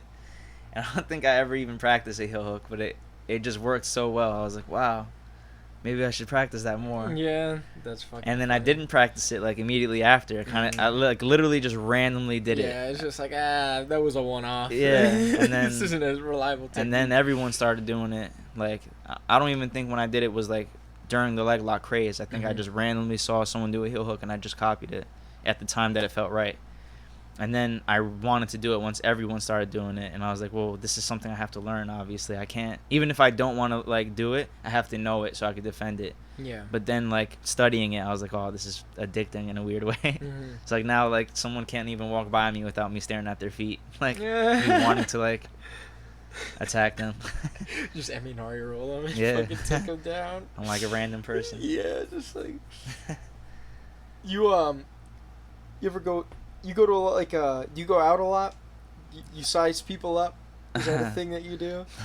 No. I like size people up like out of force of habit. Like, Dude, same. I think that's common in dudes though. I don't think that's like an uncommon thing. I get shit for it all the time when people are just like, I don't know. I think like the I feel like the newer generation isn't really like that. Like I feel like a lot of kids are just like on some like more softer kind of thing. I came from like a bad neighborhood where like everyone was just like on edge, and like New Jersey is not the friendliest place. Yeah, like, no doubt. Well, this my town here, Reading, we're in the year I graduated. I heard Reading is pretty. It's raunchy. Pretty hood. I think the year I graduated high school, we were top 10 most povertous cities in America. Yeah. So there you go. So I think most of the people I hang out with are reliable in a fight. Yeah. Even if they're not practicing. I kind of just like size people up more like out of like force of habit, just like being aware of my surroundings. Exactly. It's like who is this person? Like I don't walk into a room without like looking at every single person. And maybe people think like it's like people always think like I'm up to something because like I'm staring at everybody, but like it's never in a bad like it's not I'll a have like malicious maybe this way, look, and then if you come up to me and say hi, I'm like, oh hey, how's it going, buddy? Like it's not. I don't ever have a problem with nobody for no reason. Yeah, there's what the hell's his name? The Marine Corps general has the quote, "Be polite to everyone you ever meet, but have a plan to kill everyone in the room." Like, I heard that before. Yeah, I can't remember. Like, I don't know why the fucking name's escaping me, but that's all real shit, man. Yeah, for sure. So, have you ever been jumped? Yeah, I've been jumped. Yeah, a couple times. A couple times? Yeah. Jeez, I think maybe only once for me. I don't think I ever lost like an actual fight, like one-on-one fight. Like a street fight. Yeah, and those are the fights that I lost. You want to tell a good story? They all just involve like too much stupid shit that I would rather not talk on. That's I've been jumped by like a couple people though, and like those are the times that I lost. Just like 3 people that are like way bigger than me, 3-on-1, man. And like I'm squaring up with one guy and someone will blindside me from the side. I'd say like one quick little thing without getting into too much detail. Like me and my main training partner before we were training jiu-jitsu got jumped after like a long night of like being out at like some party and just like had to walk like miles to like get home because we weren't driving at the time, and some kids that we had like beef with, like literally we were like, I just got to my house and like we're about to be like where we could finally go to sleep because we were up for just like a whole day or 2 days or some shit like that. And like right as we get like up to my block, like I see my parents walking out of the house, and then these kids pull up like around the corner, and like I know these kids want to fight. Like I saw them like a couple blocks down, they're already staring at us, and like I already had a feeling they're gonna pull back around, and they pull up like right in front of my parents. My dad and my mom are walking out of the house, and these kids are getting out of the car. They didn't know my parents were right there. So, like, I had a choice. Like, I could have, like, flagged my parents. And I'm like, oh, no, I'm scared. Like, Mom, Dad, help me. But I was like, nah, I can't do that. Like, I have to kind of like take this ass whipping. Confront. Oh no. No, because it was like, my parents are crazy. Like, my dad probably would have tried to stab these kids or something, man. especially because they were bigger, they were older, Yeah. and they looked like grown men. But yeah, so like I was like, let me avoid the bigger drama and kind of just like take this ass whipping. Like, I know there were like 4 of them in the car. It's like me and my one boy, and they just jumped out and like like I said, me and my one boy actually were holding our own and beating the 2 kids that tried to pop on us at first, and then eventually they just outnumbered us. But like, yeah. I remember a random like older black dude came up, was like, man, I respect you guys. You held your own ground. You didn't cry. You didn't just fall and get stomped out. He's like, neither you guys got dropped. He like came mad random. I was like, oh shit. I guess this guy's like, making me feel a little bit better about getting my ass whooped. Thanks for helping, you fucking I bystander didn't. prick. He was way older. I would have felt bad if he did, you know. Yeah, I mean, call 911 or something. I don't know, man. I think he kind of understood. Like, it was like, we didn't even want to take it to there. Otherwise, you probably would have been screaming for help or something. But Man, those are the type of shit that we were getting into when we were younger. A lot of scraps, like besides like the little bit of boxing and stuff that I did. Like, I did the karate, I did the boxing and wrestling. Like, I did get into a lot of fights when I was younger. So it's not just a jiu-jitsu thing. Like, sometimes these jiu-jitsu guys, they talk shit. Like, they really don't know like what the hell people have been through, or like if they could fight. And a lot of these jiu-jitsu guys cannot fight. Like, I know they don't have hands. Like, oh yeah, so, like their stand-up game isn't good. You mean? Yeah, a lot of these people talking shit. They just gotta watch it, yo. Yeah, For real. they gotta watch it. For real. That's awesome. That's fucking funny, bro. And there's a lot of haters out there for some reason, man. If you don't perform how somebody wants you or how they perform, people got a lot to say. And I know people be hating because like even how I compete, like I opt for like to sit to my butt and just do like a lot of leg things. But like if you've seen like a lot of the submission arenas and you know like the rules, like they could go on forever. Like, if there's no submission, it just goes on forever. It's like I don't like wasting my time wrestling people and wasting energy. Like, from a stand-up, there's just very few submissions to hit standing. Like, what are the odds you're gonna hit like a standing guillotine unless you're Cockle, right? Fucking he hits that on a lot of people. Yo, but dude, it's his signature move, yeah, bro. he almost fucking caught me at that shit when I went against him. Were you there at that match? I think, yeah, it was a submission arena. Yeah. But it was like the team one that we did. Yes. They had a match. Yeah, he fucking blew someone's knee out. Though that was the one? I don't even remember that. Yeah, it was one of the Big Brothers guys. Oh, the yeah, name yeah. escapes me, though. I can't remember his name. I don't know who it was either. Dude, it's crazy. I hate that I can never remember that many people from the events. Like, I remember a handful, because I commit, like, this name to memory, and then I'm like, all right, get it out. I need to just focus on the next thing, and it sucks. Yeah. Because, like, I try to get as many people's Instagram as I can so I can follow them, but it sucks when I've had a situation where, like, someone will recognize me, like, oh, what's up, Brad? And I'm like, hey, man. I'm constantly like that, dude, bro. It's the But you meet worst. so many people at these competitions, Yeah. like, you just gotta remember faces more importantly. Yeah. Because I'll never remember everybody's name. Yeah, really. Well, dude, like, I'm in so many circles, man. Yeah, If you're not constantly, like, interfacing with me on social media, like, it's gonna get lost. yo, bro, it definitely is. If I didn't go to school with you and I saw you every day in class or something, like, if I met you 3 times at 3 parties where I got drunk, like, dude, I'm sorry for your luck, bro. No disrespect. That's crazy, man. Yeah, dude, it's crazy that, like, for as many people as I meet in jiu-jitsu, like, that you would remember even some of the names. Because, like, if you're in that circle and then even as much of a big circle as, like, the video game community, it's for you are, because you're, like... Yeah, because I need to memorize tags and names, and then musicians, like, oh, what band are you in? It's like, oh, bro. You're in a couple different communities. I kind of just stick to the jiu-jitsu thing. Yeah. And then I have a small-ass circle outside of that. Yeah. Well, I think that's a good thing, though. It keeps you from getting blindsided from people. I may be in a lot of circles, but the inner circle of each is pretty tight. Yeah. I need to trust that you're a legitimate person. And it's like 5:00 now, so I definitely want to move into the closing sentiments here, but I'm gonna have the guys meet us here just so we can head to the gym from. Who are you here. talking to actually? Like, who's? We just have a group chat on Instagram. So basically all the guys that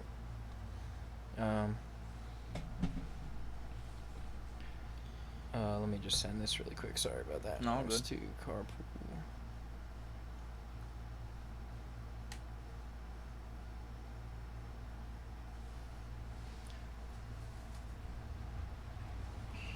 All right, yeah, sorry about that. My man. What were you asking? I don't remember, honestly. Damn, man. Shot, bro. It's all right. Oh, I was asking who's going to be at the gym. Is there going to be today? Yeah. Well, I did let everyone know last night that a celebrity guest was going to be in town. Nice. So, we should have, for certain, there's going to be at least one of every belt, including you. Cool. Because there's not that many purple belts at Valley, but Cool. there will definitely be some blues. There's definitely going to be a brown, and there definitely will be Andrew. Nice. So there you go. Full rainbow, baby. Yeah, should have a good numbers of people. Right now, our black belt, Pat. Is he going to be that runs teaching the today? gym. No. Who's teaching today will most likely be Andrew. But, or Jared, who's a brown belt from a Tampa gym that moved up here recently. Really good dude. I had no idea. Did you great know that turtle. your black belt coach used to be under my coach? Who? Pat? Yeah, he used to be under Tony. He used to train at the gym, Strategic. I didn't even know. I had no idea either until he asked me, he's like, "You still under Tony?" I was like, "Yeah." And then I wanted to tone Tony, like he was asking about him. He's like, "Who?" He's like, "Who was asking?" And I like sent him the picture of Pat, and he's like, "Pat." He's like, "That's a good guy, man." He's like, "He used to train here." Yeah, I was like, "No way, what?" He's in Brazil right now. Pat? Yeah. Getting ready for this fight to win, bro. That's pretty gangster. Dude, it is very gangster, bro. Like, I'm going to Brazil for training camp. Yo, seriously, bro. That's pretty cool. He's taking this fight really serious. Do you know where he's at? Like, what gym is he training at? Bro, I wish I could tell you. You could ask Andrew, Yeah. and Andrew would know. That's pretty cool. Yeah, he just said, "Yeah, I'm out of town for the next couple of days," and we're like, "What?" And then like his fucking Facebook like status was like on a plane going to Brazil. I'm That's like, pretty what? dope, man. That's fucking crazy. Yeah, I don't know where he is specifically. I clipped through his Instagram. I don't know exactly where he's at though. Wherever he's at, there's a lot of folks though. Nice. A lot of happy dudes. Yeah. Happy Brazilian dudes. That's cool. At least he's not the opposite. The favelas with a bunch of angry Brazilians. Yeah, that's fucking funny. No, they I think he's gonna come back with a lot of cool shit to teach too. So I'm excited for that. For me personally. And then we're doing a big group of us. Well, a bigger group went last year to Battle at the Beach, but this year I never did Battle at the Beach because I always was like, man, that's such a far fucking trip. Yeah. But I It's guess close now to I've you, done right? further. Isn't Like it close to you? it's like 2 hours. Wildwood? 2 hours. Damn. Yeah. That's a hike. I mean, it's even like further for two you, and a right? half. Yeah, at least for 2.5 or 3 or 4. Damn, that must be can't like in a remember. weird. Yeah, it's got to be like 3 hours for you guys. Yeah, easy. We usually carpool though. I don't even remember. Last time we went up, it was funny as shit. You'll meet him today, my buddy Felipe. He's the one that I pretty much started with. He's got his blue belt.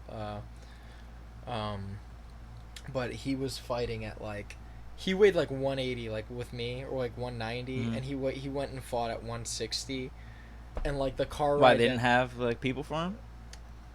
Well, no, like he was weight cutting like for a month. Oh, like, I see. Like he Yeah. cut 20 pounds, and like on the drive up he didn't make weight, so he was like spitting in a bottle. Like Oh, my dude, God. he was doing everything he could to lose. That shit sucks, yo. Dude, I it don't was- miss that. Yo, for real. I still cut weight once in a while for like. Yeah, I'm planning to cut down. I did it for my- pans. I cut You like did? 12 pounds. Yeah, Mhm. but that just sucked. I did it for does. finishers too, actually. Well, 2 of my only losses this year were both at finishers, which is unfortunate as hell because I really want to fucking win on that stage. Like I like finishers a lot, and one of them, the last one, I won against this 10th planet kid, and he was just lanky, and I had him in so many heel hooks and stuff, but like I just was so flustered because when you cut weight, like you don't think right, like like if you're- hydration plays a big part dude. into like how you're thinking as well. The cool thing about And then my knee popped Yeah. really fast. Like he went for an outside heel hook, and he didn't even get into position. Like he got into outside ashi and like went to like lean back to catch the heel, and just from him leaning back, my knee like popped really bad. It like felt like it dislocated, and I'm pretty sure it was just from me being super dehydrated. Like that my body was Man, just you brittle must- as hell. Yeah, I mean, I think for me personally, I did a weight cut for the grappling industries thing. I think I cut like I cut about 10 pounds, all told, in like 5 days. Yeah, it just sucks. And yeah, what I ended up doing, like I just ate ramen for lunch, and like I was just like drinking, like just enough water to stay sane. And then at night I was eating like a slice of toast with tuna, and like. You know what's funny about like using ramen as a weight cut though? That's got to be a little weird because it's really salty, isn't it? Yeah, and So, a like, lot of people told me like I'm dumb for what I did, but like it's I just probably holding on to like hold all a your lot of water. Yeah. That's what everyone kept telling me. Like, oh, you did the wrong thing. I'm like, I didn't fucking know, bro. I mean, I'm not a it's nutritionist. still, if you weren't like eating like a ton, it probably worked the same. Yeah, it worked well. But it probably made you feel it a little bit more. Nah, I think maybe You felt alright? because I felt like I think the mental is so important, bro. Mm. I feel like if you let the dehydration affect your mental, then you're fucking up. Yeah. But if you let it affect your body, it's gonna affect your body. Yeah. Like the cool thing about Naga is like you weigh in Saturday. Oh, you do the day before weigh-ins? Yeah. Ah, shit. Yeah, grappling industries though. So like, what, you guys would stay out there? Yeah, we're staying the night. Okay, Yeah. that makes sense. Should come out, man. It's gonna be fun. I want to do it. I just don't know, like, when is the day again? Do you know? Remember the day? 3 and 4 August. 2 weeks from now, basically. Why is it 2 days? Kids is Saturday, Okay, Sunday Sunday is adults, I okay. think. Battle at the Beach is like the biggest one, I think. That's what. That's the impression that I'm under anyway. I think I could do it. If I do, then I'll definitely let you know. We'll definitely squad up out there. Yeah, it'll be fun, Yeah. man. I think like I was saying this year, like there's gonna be half as many of us going. Just everyone else had other plans and shit. But me and Felipe are going out. Nice. We're gonna bring some fucking feet home. Nice, For the foot yeah. gods. Hell yeah. Oh, yeah. It's funny as shit. I've been saying the way it translates is foot witchcraft. Like it's like What does? brujeria de los pies. What is that? Like it's just because he's Mexican and like That's he just posts memes about brujeria. It's like with like Mexican witchcraft Yeah, shit, yeah. like Santeria kind Yeah, of yeah. stuff, and and like he just like we just have this fucking inside joke at our gym whenever Zach Edwards comes. Like he's like the emissary of like the feet, like kind of Yeah. like How often The- does he the come and dude- train with you guys? like once a month at least. Yeah, That's good. But I'm trying to think, like in Dante's Inferno, the guy that ferries the souls. You know the Oh, guy's no, name? I don't know his name. Well, I know who you're that's talking about. Zach Edwards to the foot gods. Like, That's like pretty we funny. bring him the feet so he can sacrifice. That's pretty cool, actually. It's so dumb though. We have like a hashtag for it. It's so That's- stupid, bro. There's like a crazy like Indian goddess that like Danaher and them post about. Oh yeah. Yeah, they like someone like had That's on a lit. rash guard too, but I'm That's pretty lit. sure she's like known for like taking limbs and shit. That's fucking. Yeah, dope, she's bro. pretty dope. I like shit like that though. Any type of like mythology or anything like that like I get after that shit Yeah, too, yeah. bro.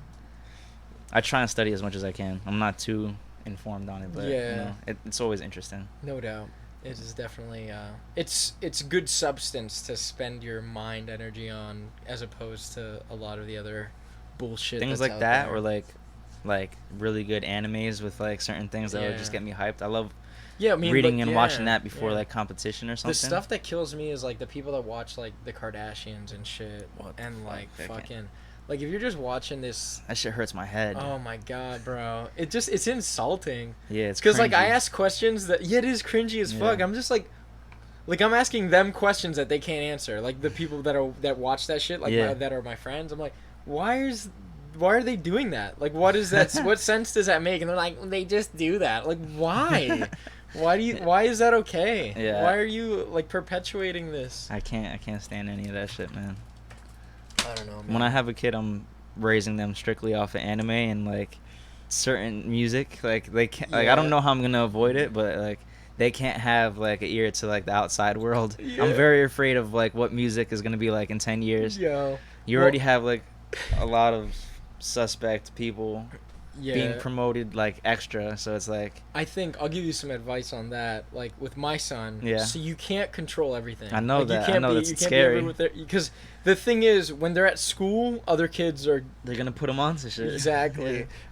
So you have to be cool enough for your kid to value the Yeah, opinion, that's right? yeah. So like for me, like my son doesn't. I don't know how into modern rap and like hip hop he's into. Mhm. Like he likes that horses in the back shit. Yeah. Like that. What kid that, wouldn't though? Yeah, you know what I mean? Like it's a funny song, but like I got him into like the older stuff that I like, cause like I just pull up in my Jeep like to pick him up and I'm blasting No Diggity, and I'm just like, you know, we're just hanging out, and he just loves that shit.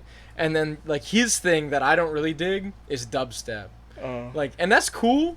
Like it's not like he's listening to some whack stuff that I wouldn't be into. It's like, not too bad influence. Like I understand why you like dubstep, because like video game music, like that's where his thing came from, and I'm like, I can relate. Like, all right, fair enough. You know, that's cool. But then like I get him into other things, like even like with the video games, we just beat that new Marvel Ultimate Alliance 3 game. Okay, yeah, because like I'm like the characters that he follows, a lot of them are like suspect. Like, I don't like what is this show? This shit's whack, bro. Like, the new superheroes are fucking weird. Yeah, they're dumb. But like I got him on this, and like I'm like, oh man, look at it, look at the fucking dude doing the thing. Like, if you showed me as a kid though, like even like when I was younger and stuff, like people will pull out like the older comics. I feel like the characters are so much cooler. If you showed me like Doctor Strange, like back in the day, I would have fell in love with that as a kid. So like that's what I'm hoping, like that the future stuff is just so corny that it won't be too hard to convince like our kids like what is actually cool and what's not. I think like, and then they'll be at school and looking at the kids like, yeah, you guys are fucking suspect, man. For real. It's like, man, y'all don't even know what's good. This is what's up. Like I was really into comics like in middle school and high school. Like I have a whole box of comics that like. Who's your favorite superhero? My favorite superhero, man. Like to read about, or like conceptually, like this dude's that MF. Yeah, conceptually, because I understand sometimes like it could go both ways. Like, so I'll give you both. The best comics from like Doctor Strange is an example of that. Like, I think he's so dope, but I don't really like what they did. Like the movie was dope, but I feel like if you look at the character in the comics, he was like way cooler in that than he was. Oh, dude, it would be hard to even portray him in a movie. Yeah, like, I honestly, we could talk for hours about that shit. About I'm fucking a huge fan of this shit, but I think my favorite superhero, like to read, from the early 2000s, Daredevil. And you might not think that, because Daredevil, like, the show on Netflix was kind of cool. The choreography and all that shit's really dope. I liked him more in the comics. Dude, in the comics, they're so fucking dark. Yeah. It's such an adult comic. Like, because, like, that Hell's Kitchen shit, bro. That Hell's Kitchen shit, like, where he's down there fucking fighting all the Kingpin's dudes. He's fucking them up. And they're doing such a good, like, the graphic novels are so fucking good with that. But, like, if I could, like, appreciate the powers of anyone, Magneto is a gangster. I love his origin story. I love everything about Magneto. Like, I see why he's so racist against humans. Like, he's just such a good character. Like, he's such a well-written character. And then Ghost Rider I really like too, because I haven't really seen too much about him. Well, he was in the Marvel Ultimate Alliance game, and like he's like one of my favorites, and I hated the movies because they just fucking ruined the fucking them. Like Nicolas biker? Cage. Yeah, okay. Yeah. I didn't even know that was a superhero. Dude, he's way cooler than. I thought it was like just a random. Nah, man, he's way cooler than they gave him credit for, man. Like, I'm so upset about that. Like, even the comics, they're so well drawn. Yeah. Like, fucking, just imagine like these dudes. Like, I think it's Ennis Crane or whatever the fucking Ellis Crane is the artist. He's drawing hell. That shit is so good, man. I fucking like. It's such a shame that the movies like were whack, because they could have been way cooler. And not that Nicolas Cage was a terrible actor. Honestly, like. Dude, I feel that way about Deadpool. Yeah. I fucking can't stand it. Yeah. I'm not gonna lie. You don't like him as a character, or you don't like him as a character? I hate the movie. I hate that actor. What is his name? Ryan Reynolds. He's like the same person in every movie. He's like this like douchey college dude. Yeah. And like he basically was the same person in the movie, but like that movie was really suspect too. If you like, everyone always forgets the part where he's getting pegged by his girl. Yo. Like that's a like random thing, because like I know a lot of young kids that wanted to see that, so I'm like. How do you remember that controversy, like where there was mad kids going to see it, and like the parents are pulling them out of the theater? Was it because of that scene? No, I don't know. Because it was because of the movie in general. I felt uncomfortable. I was like, it's because of the swear words and everything. Like that, I understood. I expected that from that character, but I didn't expect him to get pegged by his girlfriend. But there was some kids that were just like, "Mom, I want to go see the movie with this guy," and he's just swearing and cutting people's fucking hands off and shit, and swearing out the ass and. Like, like there was like mad articles like, oh, Deadpool gets bad reviews by like the mothers because the kids convinced the parents to take them to go see it. Anytime someone tells me like, yo, my favorite superhero is Deadpool, I always like, nah, I just gotta look at you funny. Like, I don't know about you, yo. There's better Suspect. There's better characters that are funny. Like, I think, like Deadpool kind of grew on me a little bit in the cartoons. Yeah. I like him in the cartoons. Yeah. Like, you ever watch the Hulk versus thing on Netflix? No, I've seen like a couple like the one where he clips. fights Wolverine. Like, they got Omega Red in there, Okay. and like fucking Deadpool. They got like a bunch of the old school characters in there, and I fucking loved a lot of those characters. And Deadpool's in there. But it's not like focused on Deadpool, right? It's not. Yeah. And just when he's in there, he's legitimately funny. You don't have to try. Yeah. Like Maybe it's just Ryan Reynolds that ruins it. Yo, maybe, dude, like it's fair enough. Like, I'll say they did a better job, on the Deadpool movie than they do on the X-Men movies. Yeah. I'll say that. Fox fucked those up, I think. I always Even feel to like this day, I didn't mind the X-Men movies because it wasn't so corny. Like, I have a hard time getting into superhero movies because they're like too corny. Like, I don't know. Like, X-Men doesn't give me that vibe, but Yeah. I can't follow any of the X-Men movies. I would go and see them and just like I would not retain anything from the movie. You're just like, I don't know what just happened. The cartoons, like from the 90s, like I have like a fucking good ass X-Men poster right there. Like, those are like the characters like I grew up with, and they just fucking, the movies were just so, like, they just started getting worse. They weren't doing the characters justice. Like, I understand you're gonna do like a deviate from the storyline kind of thing. Man, they just fucking ruin the characters. That sucks. And that shit makes me the most angry, to be honest. What are some shows that you're watching right now? Like, did you watch that Castlevania on Netflix? I don't watch like anything. Bro, I'll say, Literally, like, I only watch really anime, and I don't get to yeah. watch that as much as I want to. I Yeah. can't get into any of these TV series because I don't have really enough time like to Game commit of to Thrones them. and shit. Yeah, I wouldn't have nearly Yeah. enough time to. That's one get that into I it didn't get to do. Like, I love miniseries, and like, I'll say, like, Yeah. if you're injured, If I could like, get it done. I fucked up my knee in jiu-jitsu, or maybe it was my arm, like something I couldn't use right, and I was like, I was homed up for like a week. I watched that Castlevania shit, bro. Fucking I heard good things about it, amazing, actually. bro. It's so good. Like, And I was a fan of Castlevania. That's what I'm saying. Yeah. Like, I grew up with that shit, and it's like, when it's funny, they're not trying. They're it's not an trying anime, too isn't it? hard. It is. Yeah, It is okay, animated. yeah. But when it's funny, like, they're not trying at all. It's just fucking funny. Nice. Like, the one dude is like a Viking vampire, and the one chick like insults him and says, "Why don't you go fucking like build some boats or something?" He's like, "What? I can't build some fucking boats? Like, why is that not cool for me to like boats?" Like, it's just the comedy's so organic. Yeah. Like, they're not trying. Like, That's good. that's I one of gotta the see things that. I don't like about Deadpool. It's like everything has to be a joke. It can't be like too ruined for me either because I'm not too. Well, even like I didn't know the Marvel story movies in general. for Castlevania. I didn't know too much of the story, so it's Yeah. like this. Can't You don't be, need, like, dude. ruined. Like, you don't need to know that much, like, Yeah. because it's its own original kind of thing, man. Cool. It's so good. It's so good. I'll probably look at that. Yeah, but Marvel movies, like right now, like I'll tell you, my favorite comic book movie is Watchmen. My brother actually had me watch that. Watchmen Within is the past shit. year, like a little under a year ago, I watched that, and that was really good. It's like- so fucking good, bro. I think those characters are fucking sick, man. Legit. Like Dr. Manhattan is sick as hell. Dude, Like, fucking look at this. Look at this. That's a poster I got from like when they did the comic release.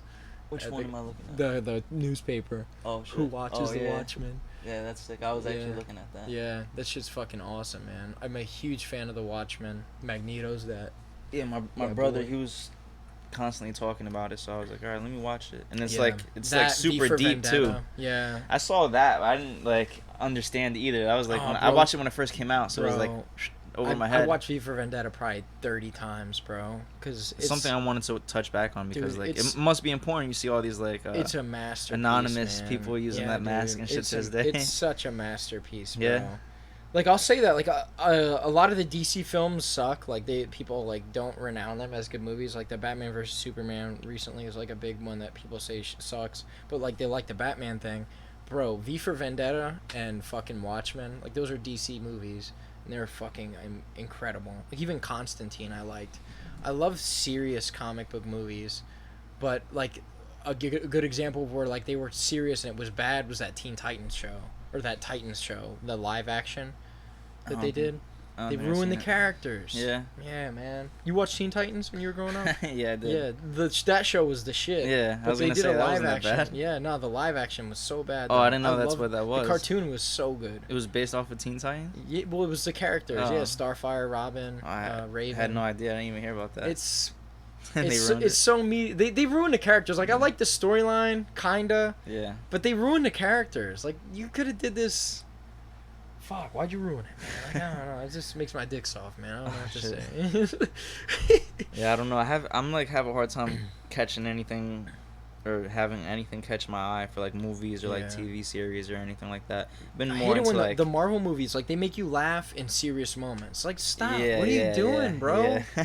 Why is Rocket Raccoon saying anything right now? Like shut the fuck up, bro. They're just too random for me. Yeah. Man. I don't know. They're like Endgame, how they're trying to mix everything together. Endgame like, was good though. I'll say Endgame. Yeah. If you watch the other Avengers, I did. It's good. But like kind of like not. My girl wanted to see it. Yeah. Endgame was solid. Like Infinity War was pretty good, but again, like there was too much laughter when they're like you were trying to invoke laughter too much. Like stop, bro. Make it like 2 funny moments in a movie. You don't need every fucking 10 minutes to be a joke. Yeah. God. I'm definitely more into like the serious movies. Like I have a hard time with like watching a comedy. Yeah. Well, I like comedies, but like Pineapple Express, make it a fucking comedy. You know what I mean? That was one of the last ones I actually enjoyed. Yeah, you know what I mean? Like make it funny. Yeah. Like don't lie about what it's about. Yeah. Like if it's gonna be an action movie, like you know what's unique that they don't do anymore? Like the Rush Hour, like with Jackie Chan and Chris Those Tucker. are fucking good as Bro, hell. classics. They don't do no action comedies no more. Because they're so hard to do. That's true, yeah. You know what I mean? It's so hard to put stunts together with comedy. Like, logistically. That was, like, one of my favorite movies, Dude, fuck yeah, hilarious. Bro. Like, dude, Jackie Chan, like, is one of the reasons I wanted to be a martial artist, bro. Yeah, true, same. Like, even before I even knew about Bruce Lee, I fucking was a Jackie Chan fan. Because, like, that's who it was when I was a kid. Yeah, when he was, like, popping then when you're coming I had to do my fucking reconnaissance as I got older. When people were like, Bruce Lee's the one. I'm like, all right, let me look into this guy. For sure, yeah. Bruce Lee is, like, what got me into wanting to do martial arts.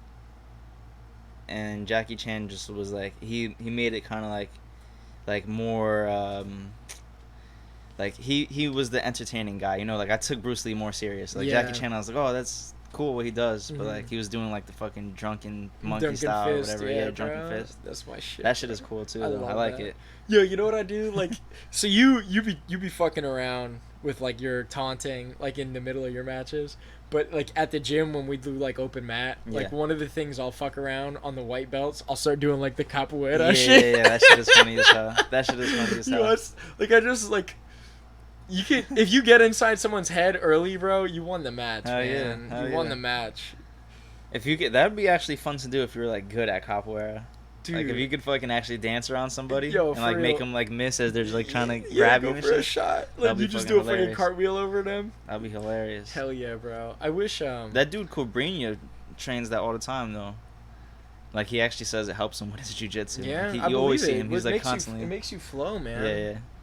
It's, like, a legitimate thing. I honestly wish it was more popular, because I love watching it. Yeah. On, like whenever I see a YouTube video where dudes like breakdancing, like any of that shit. I love breakdancing. Yeah. I wish there was communities of those things that were more thriving in the area because they're very uncommon. Do you have any breakdancers at your gym? No. There's like 4 breakdancers at my gym or something, like 3 or 4 breakdancers. Yeah, I'll bet you they're fucking. They'll randomly be like windmilling and shit, and they don't look. They're like older, so you would see them and you're like, this guy's not gonna spin on his head. Nah, he's spinning. Like he's good. Yeah. That's awesome. They like the people that manage my gym. They run like events still for like breakdancing competitions. And That's stuff fucking like that. awesome. It's pretty dope. My area is like good for that though. Like the town that I live in. Yeah, Philly has they have a little bit of b-boy shit going on at the parkour gym I was at. Philly is a big spot for that too. No doubt. Like, anytime that I could like be around that, I would try to be because that's just nostalgic as hell. Like hell yeah, the apartment that I grew up in was like a huge party house, like place. They'd always like have breakdancing competitions there, So like I used to be like 4 or 5 years old walking through like the party just because like it was like in the same building as me, and just like seeing people like battle it out and shit in the middle of the floor. I used to want to do it so bad, but I really wasn't strong enough to like do it.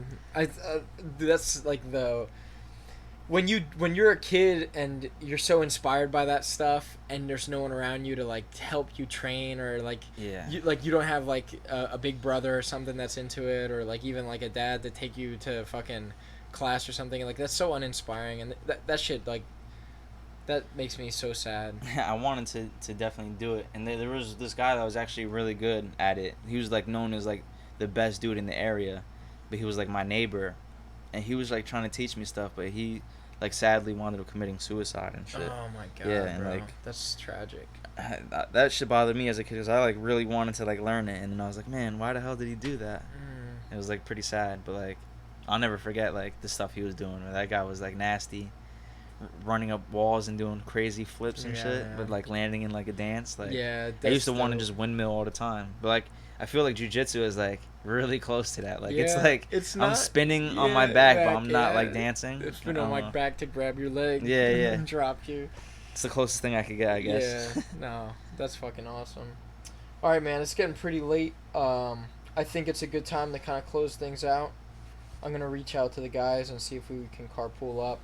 Are there any kind of closing sentiments you want to give? Any shout outs? Any you want to drop your Instagram handle? Where can people reach out to you? Maybe if they want to do the private lessons or anything like that. Yeah, I'm always available for privates. If you guys want to learn how to break someone's leg or anything jiu-jitsu related, you can hit me up on Instagram at MDO_OBJJ. Shout outs. I just want to shout out my team, Strategic. Shout out Alex for getting his brown belt yesterday. Proud as hell of that guy. Yeah, that guy's a killer too. I might inbox him out. Maybe you can drop a bug in his ear. Yeah. Get him out here on my bus. Nah, I'm sure he will be down, man. He'll be interesting to interview actually. Yeah. Yeah, he gives funny answers. He's that's cool. Very reserved, but what you'll get out of him is always some funny shit. You have to do the Q&A. Like you have to ask questions live, so I can like relay your questions to him, so he can say some funny stuff. That'll be a good one. No doubt. But yeah, just shout outs to all the Henzo guys and stuff that help me whenever I visit. Shout outs Tony. My professor actually just got a new job, so like really happy for him. He's not gonna be able to teach us anymore, so like that I'm always gonna rep Tony Rivera, but that's probably gonna change soon. But yeah, just wanted to shout out to him as well. And shout out to you. Thank you for inviting me, bro. I wanted to do this, and I apologize it took a couple attempts. Hey man, I know how life goes, bro. No hard feelings, man. Good luck with everything, bro. I want this shit to blow up for you. Yeah, thank you, man. That means the world to me. Word. All right, brother. Thank you, man. Thanks for watching, everyone that was watching, and that is gonna be a wrap. Look at this cowboy hat. Isn't this shit dope?